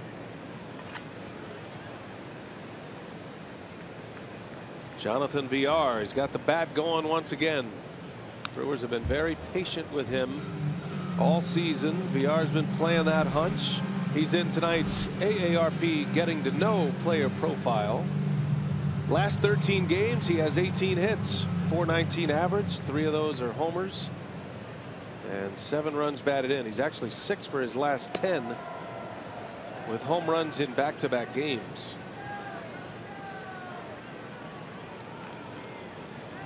And this time able to bat from the left side, where he's been much more effective this year. But 2 hits for him today as a right-handed batter. Yesterday, Villar went opposite field to left as a left-handed batter for a home run. Tonight, off Gonzalez as a right-handed hitter, went opposite field to deep right center for a home run. He's hit 11 now. Brewers have 10 players that have hit 10 home runs or more this season. That's counting Neil Walker, whose home runs from his season with the Mets earlier this year count on that list. But even with the Brewers only double-digit home run club, there are 9 of them. And Manny Pena is sitting on 9 home runs, so you could have 11 of the Brewers with 10 or more homers this season. Villar into right center, backing up on it is Worth. He's got it for the out. 1 away. Rock and I want to pass along our condolences. A good friend of Brewers baseball, Tom Savio. He lost his brother Mick unexpectedly last night. Father Mick Savio. Well, and the priest has passed, and we're thinking about the Savio family. Send our condolences to them.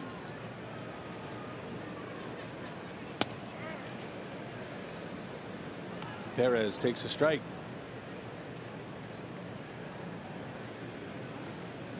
Hernan has 2 hits tonight. Had a double, a stolen base, and a run scored in the first. Reached on an infield hit in the 5th.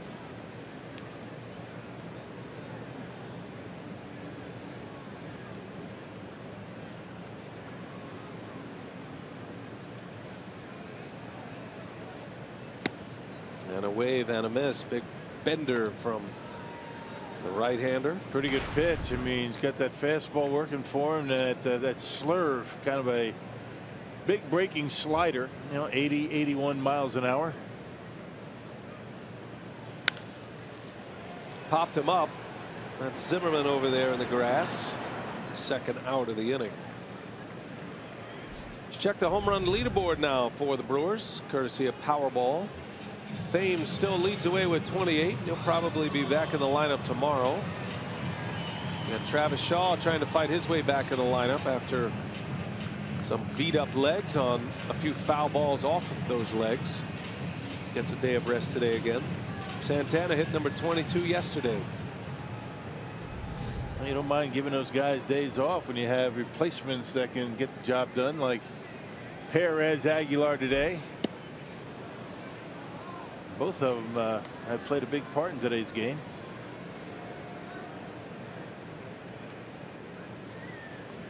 Brewers have a lot of depth. They have players that bring something different to the table. And while the Brewers are missing Shaw's bat, a significant bat this year, their best run producer, this infield they put together with Perez and Arcia and Villar, I mean, that's a pretty solid infield. Tom Hallion took a foul ball. He's had some concussion problems in the past, has Hallion, and that one stung him a little bit. Yeah, glancing blow. It kind of almost took the mask off, and after a while those things add up. It's not just one, it's just the culmination of many. Dave Yeager, the Brewers athletic trainer, is taking him through the protocol. Umpires do have the ability for a pretty quick change. You can work a game with a 3-man crew. They all know the rotations on that crew in that scenario if you have to remove an umpire. It's usually the second base umpire if they have to get a new home plate umpire. You don't get the guy in there that called the game yesterday. That's the guy at third today, and the guy at first, the umpire at first, is tomorrow's home plate umpire. So it's normally the guy at second, the umpire at second base, that will come in and replace the home plate umpire if need be.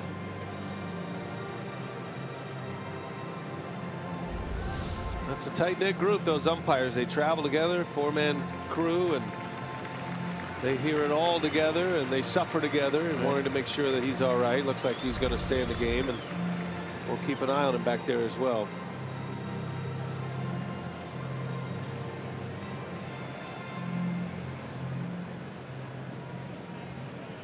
It's like a punch to the face. You can see what he's saying to Matt Wieters.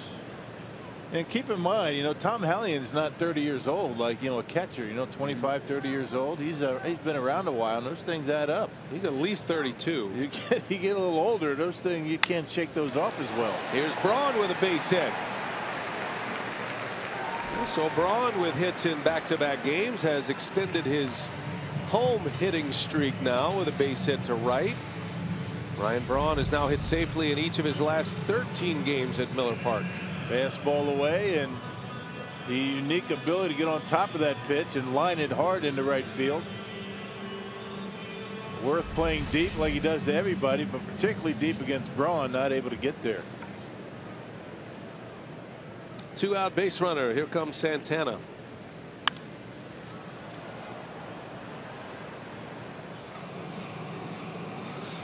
Santana's first home run as a Brewer came against the Nationals in DC 2 years ago. Remember that rope he hit down the line? I'll never forget it. Yeah, me either. It was a line drive missile down the left field line, and as I say now, the third baseman actually jumped for it. I mean, that didn't really happen, but it sounds better when you say it that way. It's a nice add-on. Yeah, I mean, Zimmerman was playing third, and he leaped for the ball, and it went out, but it was a rocket. And we're thinking at the time, what kind of power in your swing could produce a home run on a ball like that? Not only did he keep it fair, but it probably didn't go 30 feet in the air. Yeah, well, didn't have time to hook. And then sure enough, he's turned out to be a great opposite field power hitter. He doesn't really pull many. No.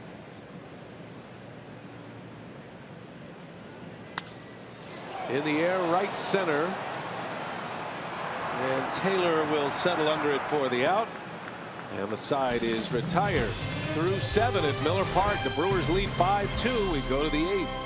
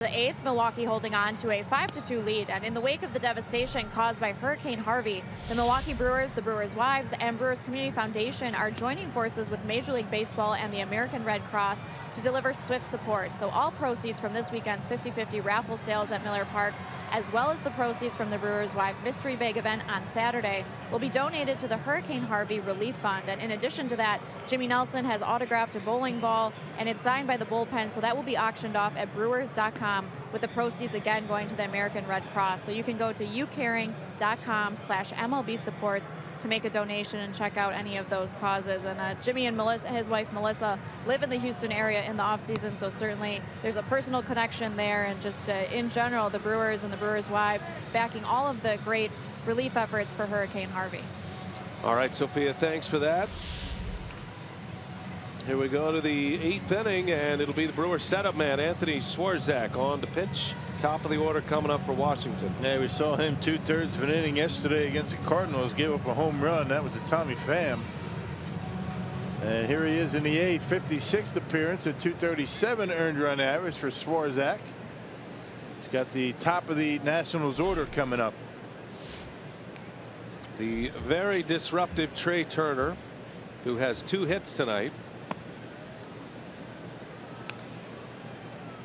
Turner has used his speed well in this game. Had a hustle double in the 3rd, infield hit in the 5th, stole a base, scored a run in that 3rd inning, also drove in a run.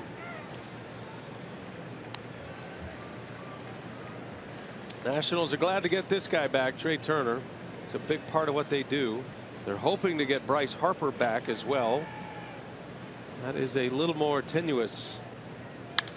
Turner into right center, hit hard, deep into right center. Santana watches it off the wall, takes a big bounce. Now Turner, flying around the bases, will end up at 3rd with a triple.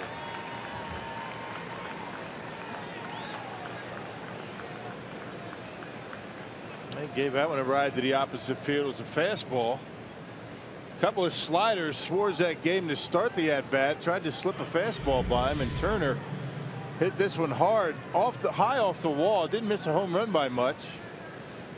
And both Broxton and Santana got too close to the wall. That's what allowed Turner to get into 3rd base. That fastball out over the plate, and he barrels it up. Boy, that speed, I mean, that's just gliding speed. Looks effortless.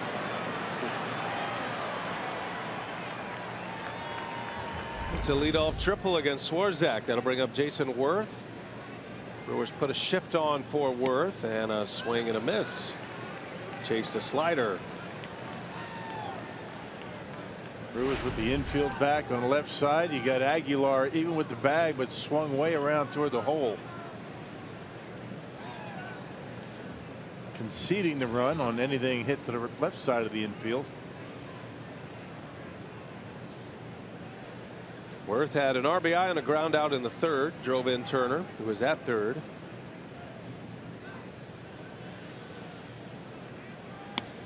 In there. Give him a slider up in the strike zone. We've seen Swarzak do that his last few times out. Work on the high outside corner against the right-handed hitter with the slider. That is a very unusual spot for that pitch. But Swarzak's been able to hit that mark. 0-2, rollover ground ball. That is a, is it fair? Foul? No call yet. That's fair. And the out is recorded, waiting for a call from either one of the umpires. Yeah, pretty good play by Perez. I mean, never really take for granted that it's going to be a foul ball. You always assume a fair ball, and it's a good thing he did. And the 2nd time Worth has been able to do this today. I mean, Perez really didn't have an opportunity to let it go foul. Might have gone foul, but you never know. Aguilar with another good pick. Yeah, short hop in on Aguilar from Perez. Normally the home plate umpire will make that call, but Hallion did not, so it forced the 3rd base umpire, Phil Cuzzy, to make the call. But Perez did the right thing. He played it through. So a run is in, nobody on with 1 away. Another RBI for Jason Worth on a ground out. Daniel Murphy up there, and a little jam shot, foul down the left field line.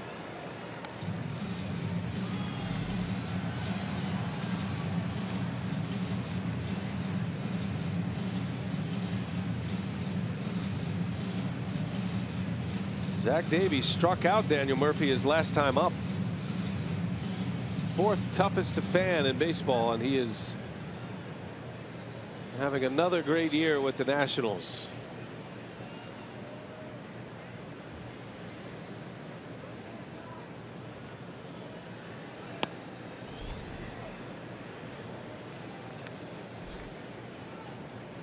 Daniel Murphy and Neil Walker now with the Brewers are connected. Mets didn't want to go to that extra year on a free agent deal with Murphy. Felt like they had a better option in Neil Walker, so they let Murphy go, and Murphy had a fantastic season last season. That's another strikeout. Wow. Back-to-back plate appearances with K's. Daniel Murphy is gone. It's like you just saw Haley's comment. The dodo bird. You don't see this very often. 2 strikeouts. Swarzak slipped this one right by him on the inside corner. Up and in. How about that? Go buy a lottery ticket. Baseball's Bigfoot. What other examples can we come with? Yeah, right. 2 outs, and here's Zimmerman.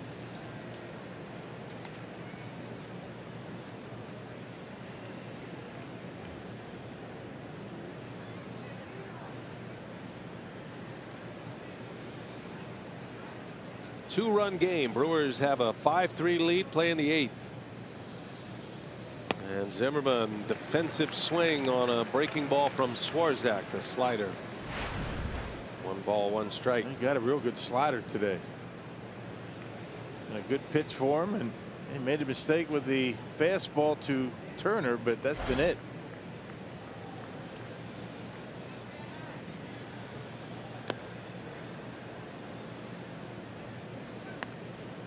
Zach Davies goes 7 innings, 2 earned runs.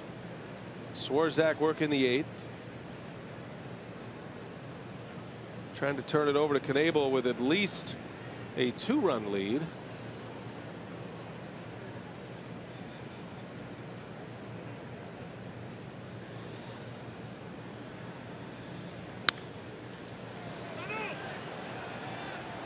Two now.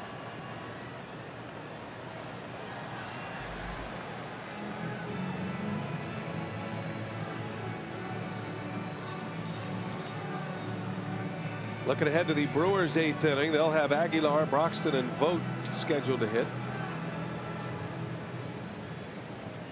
Swarzak trying to get him to the plate quickly here. A run is in the 8th. 2-2 to Zimmerman. And he got him. Slider on the edge. Hallion with the ring up. Swarzak gives up a run, but a couple of Ks. And will take the Brewers to the bottom of the 8th with a 2-run lead. Perfectly placed slider from Swarzak.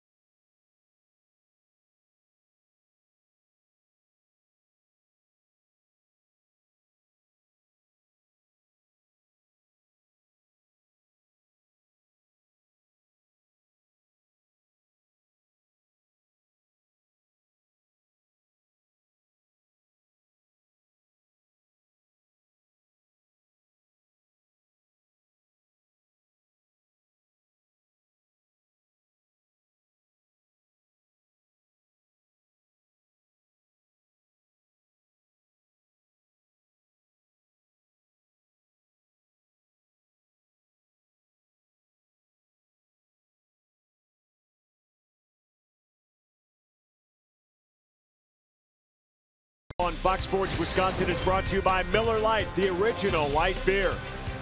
And by Chevy, proud sponsor of the Milwaukee Brewers. Visit WisconsinDriveChevy.com today to find a dealer near you. Brewers out in front as we go to the bottom of the 8th. A 5-3 game. Well played by the Brewers. Some good defense. The depth showing in this one, but carried by the starting pitching of Zach Davies again. You know, he just continues to throw the ball so well. Today he really had that good two-seam fastball down, but he was able to throw his breaker ball on both sides of the plate, really commanding it real well and use the changeup effectively. All right, good stuff, Augie. We're got plenty to talk about coming up on Brewers Live, presented by Ascension, our post-game report. Augie likes that big old double play that's worked a couple of times here tonight, the 5-6-3. We'll hear from Craig Counsell and perhaps get you set for the call-ups coming up tomorrow as this series against the Nats continues, B.A. All right, thanks a lot, Craig and Augie. I'm sure those announcements will be coming following the game today. That'll be an interesting Brewers Live to follow. A lot of news coming out of that. Jesus Aguilar will bat to start this 8th inning for the Brewers. He delivered a key 2-run single with 2 outs in the 3rd inning. Came with 2 strikes as well. There's Matt Grace, left-hander in this Nationals bullpen. Yeah, they've got 4 of them down there, including Grace. Aguilar sends one deep to right. Got some carry. Worth on the run. It hits off the base of the wall. And Aguilar slides in with a double. 2 hits tonight for the big man. You just root for that guy, don't you? Hadn't played in 6 days, hadn't had an at-bat, and he has played a big part in this offense. Couple of hits, 2 RBIs. Fastball from Grace, middle in. He goes to the opposite field with it, pulls the hands in nicely, barrels it up. A leadoff double. Nice to be able to. It'd be nice to get that run back that the Nationals picked up. Big fella flying into second. Kicking up some dirt on the way in. What a game he's had. Tremendous performance. Had hardly seen Aguilar. Didn't see him at all in the Dodgers series. He did get a start last Wednesday in San Francisco, but he's hardly played. He's hardly been seen, and he delivers in a big way tonight. Gets a chance to start against a left-hander. 2 hits. He's made a couple of nice picks over at first base as well. He's got great hands. He's a big guy. You don't expect much range and much defense from him, but kind of a shortstop's mentality trapped in a offensive lineman's body. And he's got good, strong, accurate arm to the bases. He's at second. Brewers could use some insurance. Broxton a swing and a miss.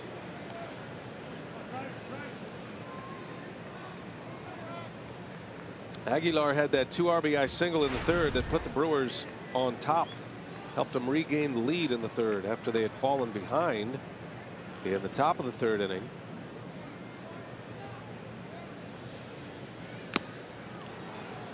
One and 2 to Broxton.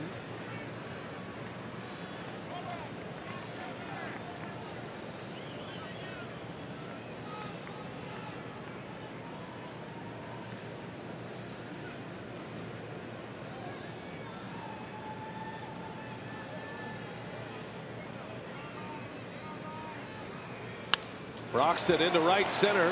Worth over. He's got it for the out. Aguilar's going to tag.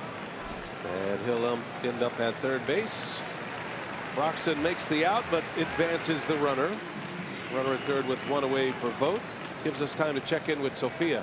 Yeah, our showstopper in baseball tonight. What a night at the plate for Kendrys Morales, designated hitter for the Toronto Blue Jays against the Orioles. You see 4 for 5, 3 home runs on the night, 7 RBIs. In the 3rd, it was a 2-run shot off of starter Jeremy Hellickson. He added an RBI single in the 5th, and then in the 6th went yard again, a 3-run shot off of Michael Gibbons. Followed it up with another home run in the 8th, a solo home run for an 11-6 lead. So again, that's a 3-homer night for Kendrys Morales. 7 ribbies. What's that feel like, Rock? 7 RBIs in a game. I had 6.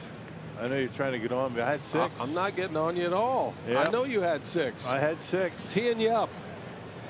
Feels great. I thought you might say, though, that's a good month. Although I guarantee Morales is going to play tomorrow. I had my 6 RBI day. I didn't play for 2 days. At the bench. I guess 10 Trevor weren't figuring that's it for him for a while. We tapped him out for a while. What's a guy got to do to get an at-bat around here? Right. Vogt goes back up the middle, and a base hit. In to score is Aguilar. Stephen Vogt with another hit against a left-handed pitcher. His 3rd of the game. And it's an RBI single this time to give the Brewers a 6-3 lead. Yeah, that's a big one right there. Brewers now with 2 hits with a man in scoring position. 2 for 6 tonight. Aguilar's 2-out hit. And in the 3rd inning, scored a couple of runs, and now Stephen Vogt, Brewers able to get that run back they gave up in the top of this inning. Well, you got to be happy for Vogt on that one. He gets the start with Pena a little hobbled. All these left-handers the Nationals throw at you, and he's delivered with 3 hits. And don't forget about the nice at bat by Broxton with 2 strikes, able to hit the fly ball deep enough to get Aguilar to 3rd base. The little things against teams like the Nationals you have to execute. Yeah, and you could say the same about yesterday's game against St. Louis. Stringing together singles yesterday. He loved the home run ball, but those don't always come. The first 3-run inning for the Brewers yesterday was on 4 singles in the inning. And then the home runs did come.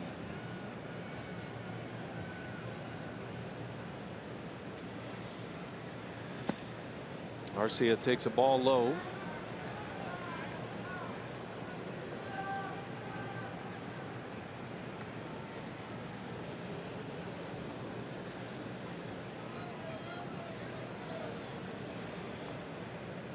Only 1 out. Vogt at first. Arcia right off the end of the bat, sinking liner down, base hit. And a nice play by Worth to keep it in front. It's a single. 3rd hit of the inning. 1st and 2nd with 1 out as Arcia delivers his 1st hit of the game. I know Craig Counsell would like to get another run so he can sit Corey Knebel down. He's up getting loose in the bullpen. Right off the end of the bat. Didn't hit it hard, but he made contact. Able to dump it in front of Jason Worth, who we've been talking about all game. Plays real deep and right. So Arcia 1 for 3 today with a walk and a hit. Meeting at the mound are Miller Lite What's on Tap. Tanner Roark against Jimmy Nelson tomorrow. Airtime is 6:30. First pitch 7:10 here at Miller Park. Roark, 11-game winner, and then Jimmy Nelson, who's been as good as anybody. He's on a great roll, had a terrific start against the Dodgers. Gave the Brewers a big lift on Sunday. Final game of that series. He'll get the ball for game 2. 2 on, 1 out. Here's Neil Walker pinch hitting. The switch hitter.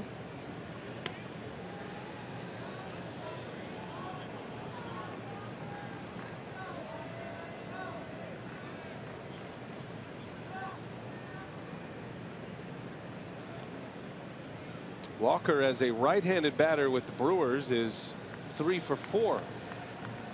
That hits in his first 3 at-bats, as a matter of fact. A couple of RBIs from the right side.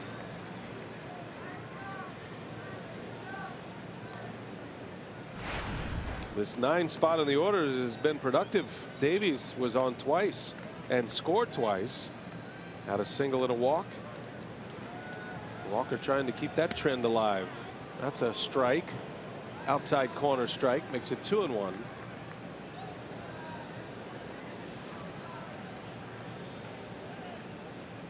Left-hander Matt Grace.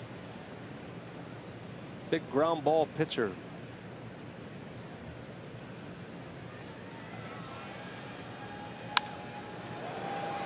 2-2. That'd be a nice win to pick up, and you start the game with Thames, Shaw, and Neil Walker on the bench. That's the value of this deep roster for Craig Counsell. It doesn't matter really who he puts in there. They seem to be able to help you out, help you win a game. Got some thunder on the bench. 6 runs on 12 hits tonight for the Brewers. 2-2, and Walker fights that one off foul.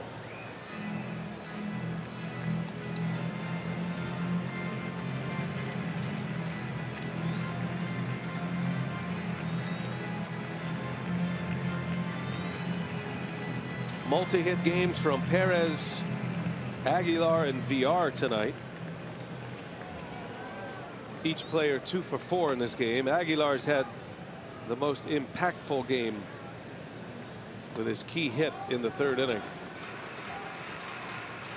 VR's 2-run homer in the 5th stretched the lead to 3. Funny, we talked about those 2 guys on the pregame show today. We left out Perez, though. What were we thinking? Yeah. You have to have a production meeting about that. We hit on 2 of the 3.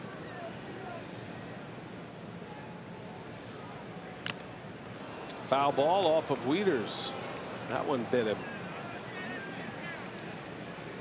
So the catcher and the home plate umpire taking a couple of foul shots. See where this got him. Oh, right on the kneecap. Yeah, right on the top of the knee. Those things hurt. Oh. It goes away, but you know, when it first hits you like that, we've talked about this many times, feels like you're never going to be able to walk again. I mean, it just completely numbs your whole leg, and then slowly but surely it goes away.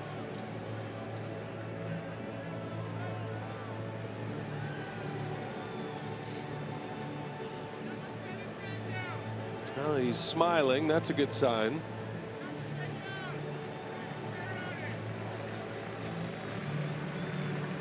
Catchers get more shake it offs from the athletic trainers and managers than any other player on the field, by the way.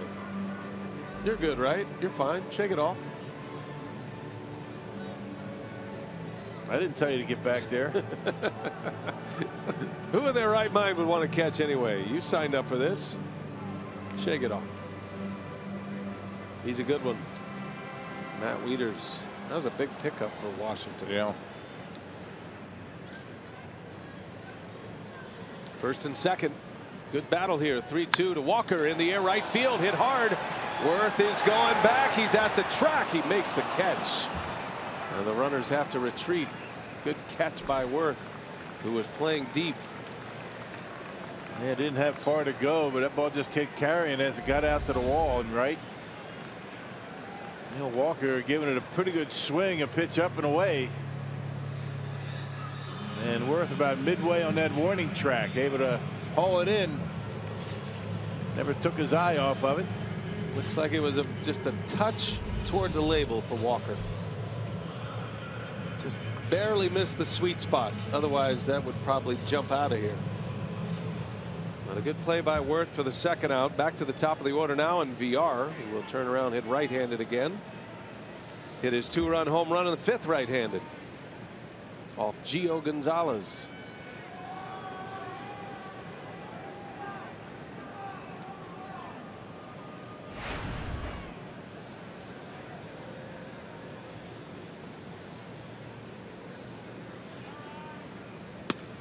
Big swing by VR. He was thinking about a long ball, wasn't he?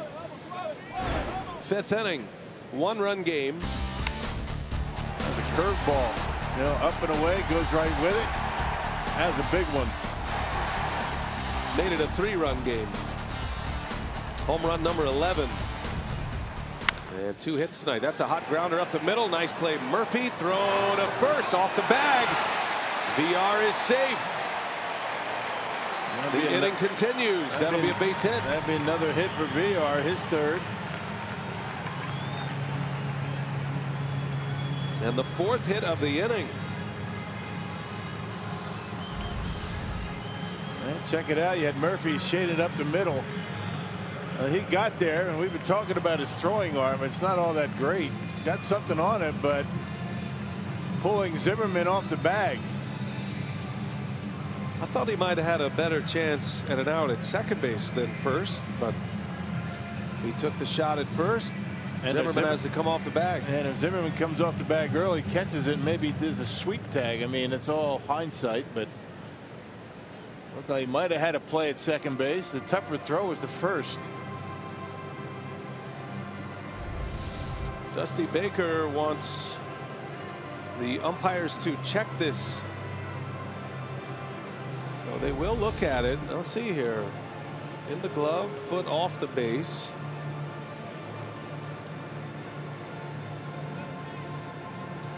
Yeah, the ball's not in the glove right there. Yeah, I don't think his foot's on the bag. Well, they're going to take a look. Dusty Baker taking a shot just in case. No, there's no way. I mean, I'm not sure why the umpires would even agree to that. They have to agree to it. The Nationals had a challenge. Yeah, good point. Baker came out just to request a review. He cannot ask for a challenge. The umpires have to submit to it when you get past the 7th inning. They could tell him no, but they rarely ever say no. They have in the past and once in a while, but often, most of the time, they're going to look at it. That's why most managers try to use a challenge prior to the 7th inning. So safe is the call. That didn't take long.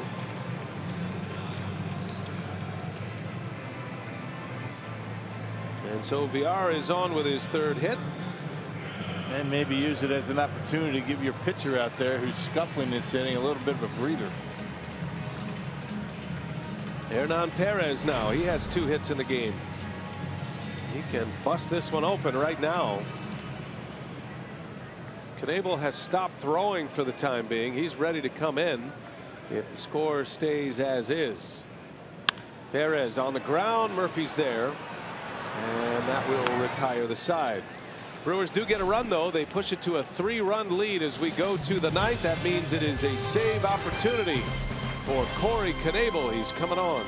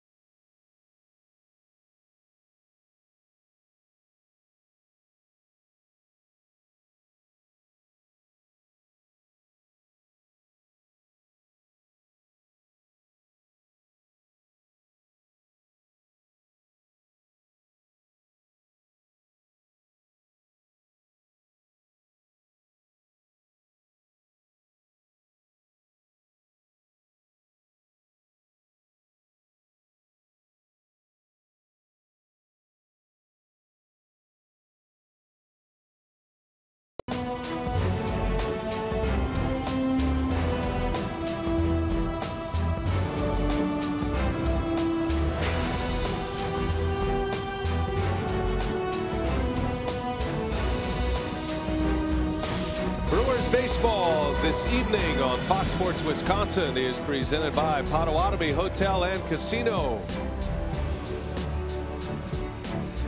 6-3 Milwaukee. Save situation for all-star closer Corey Knebel.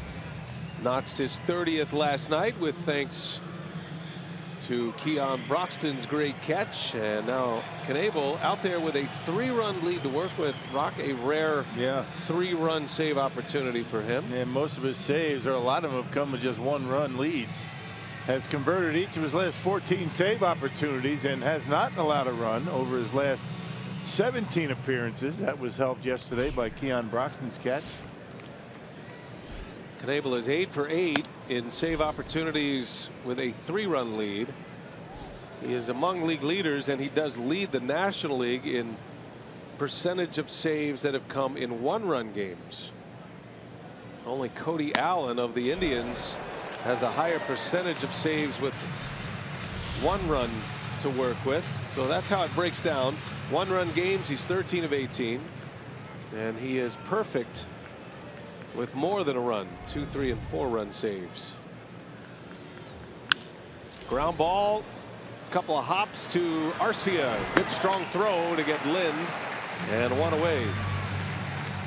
And by the way, if you're asking how you get a save in a 4-run lead, that was a save where Brewers led by 4. The tying run was on deck. And 1 out. And 1 out, and Knebel came in to finish it off. Actually only got 1 out. There was 2 outs, and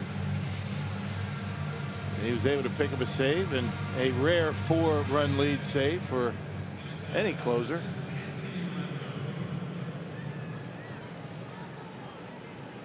One away for Anthony Rendon. Has walked and singled tonight.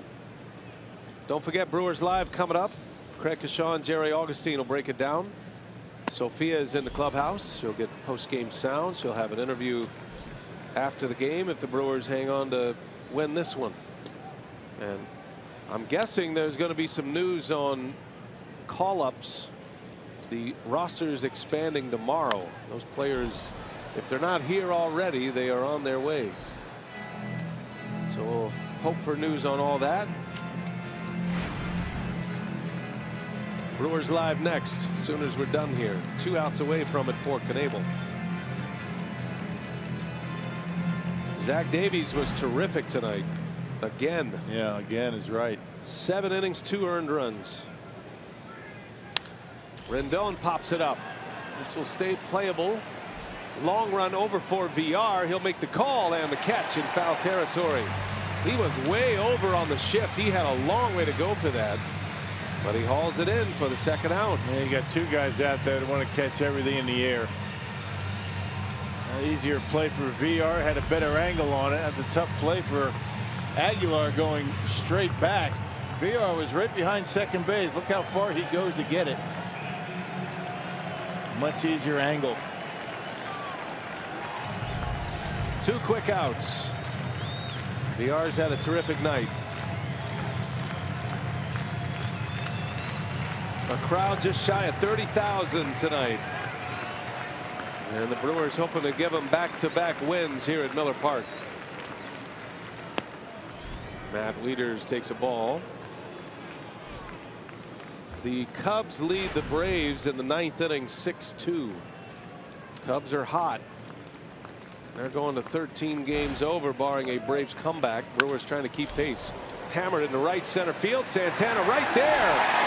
And the ball game is over. It's a 3-up, 3-down save for Knebel. He threw just 8 pitches.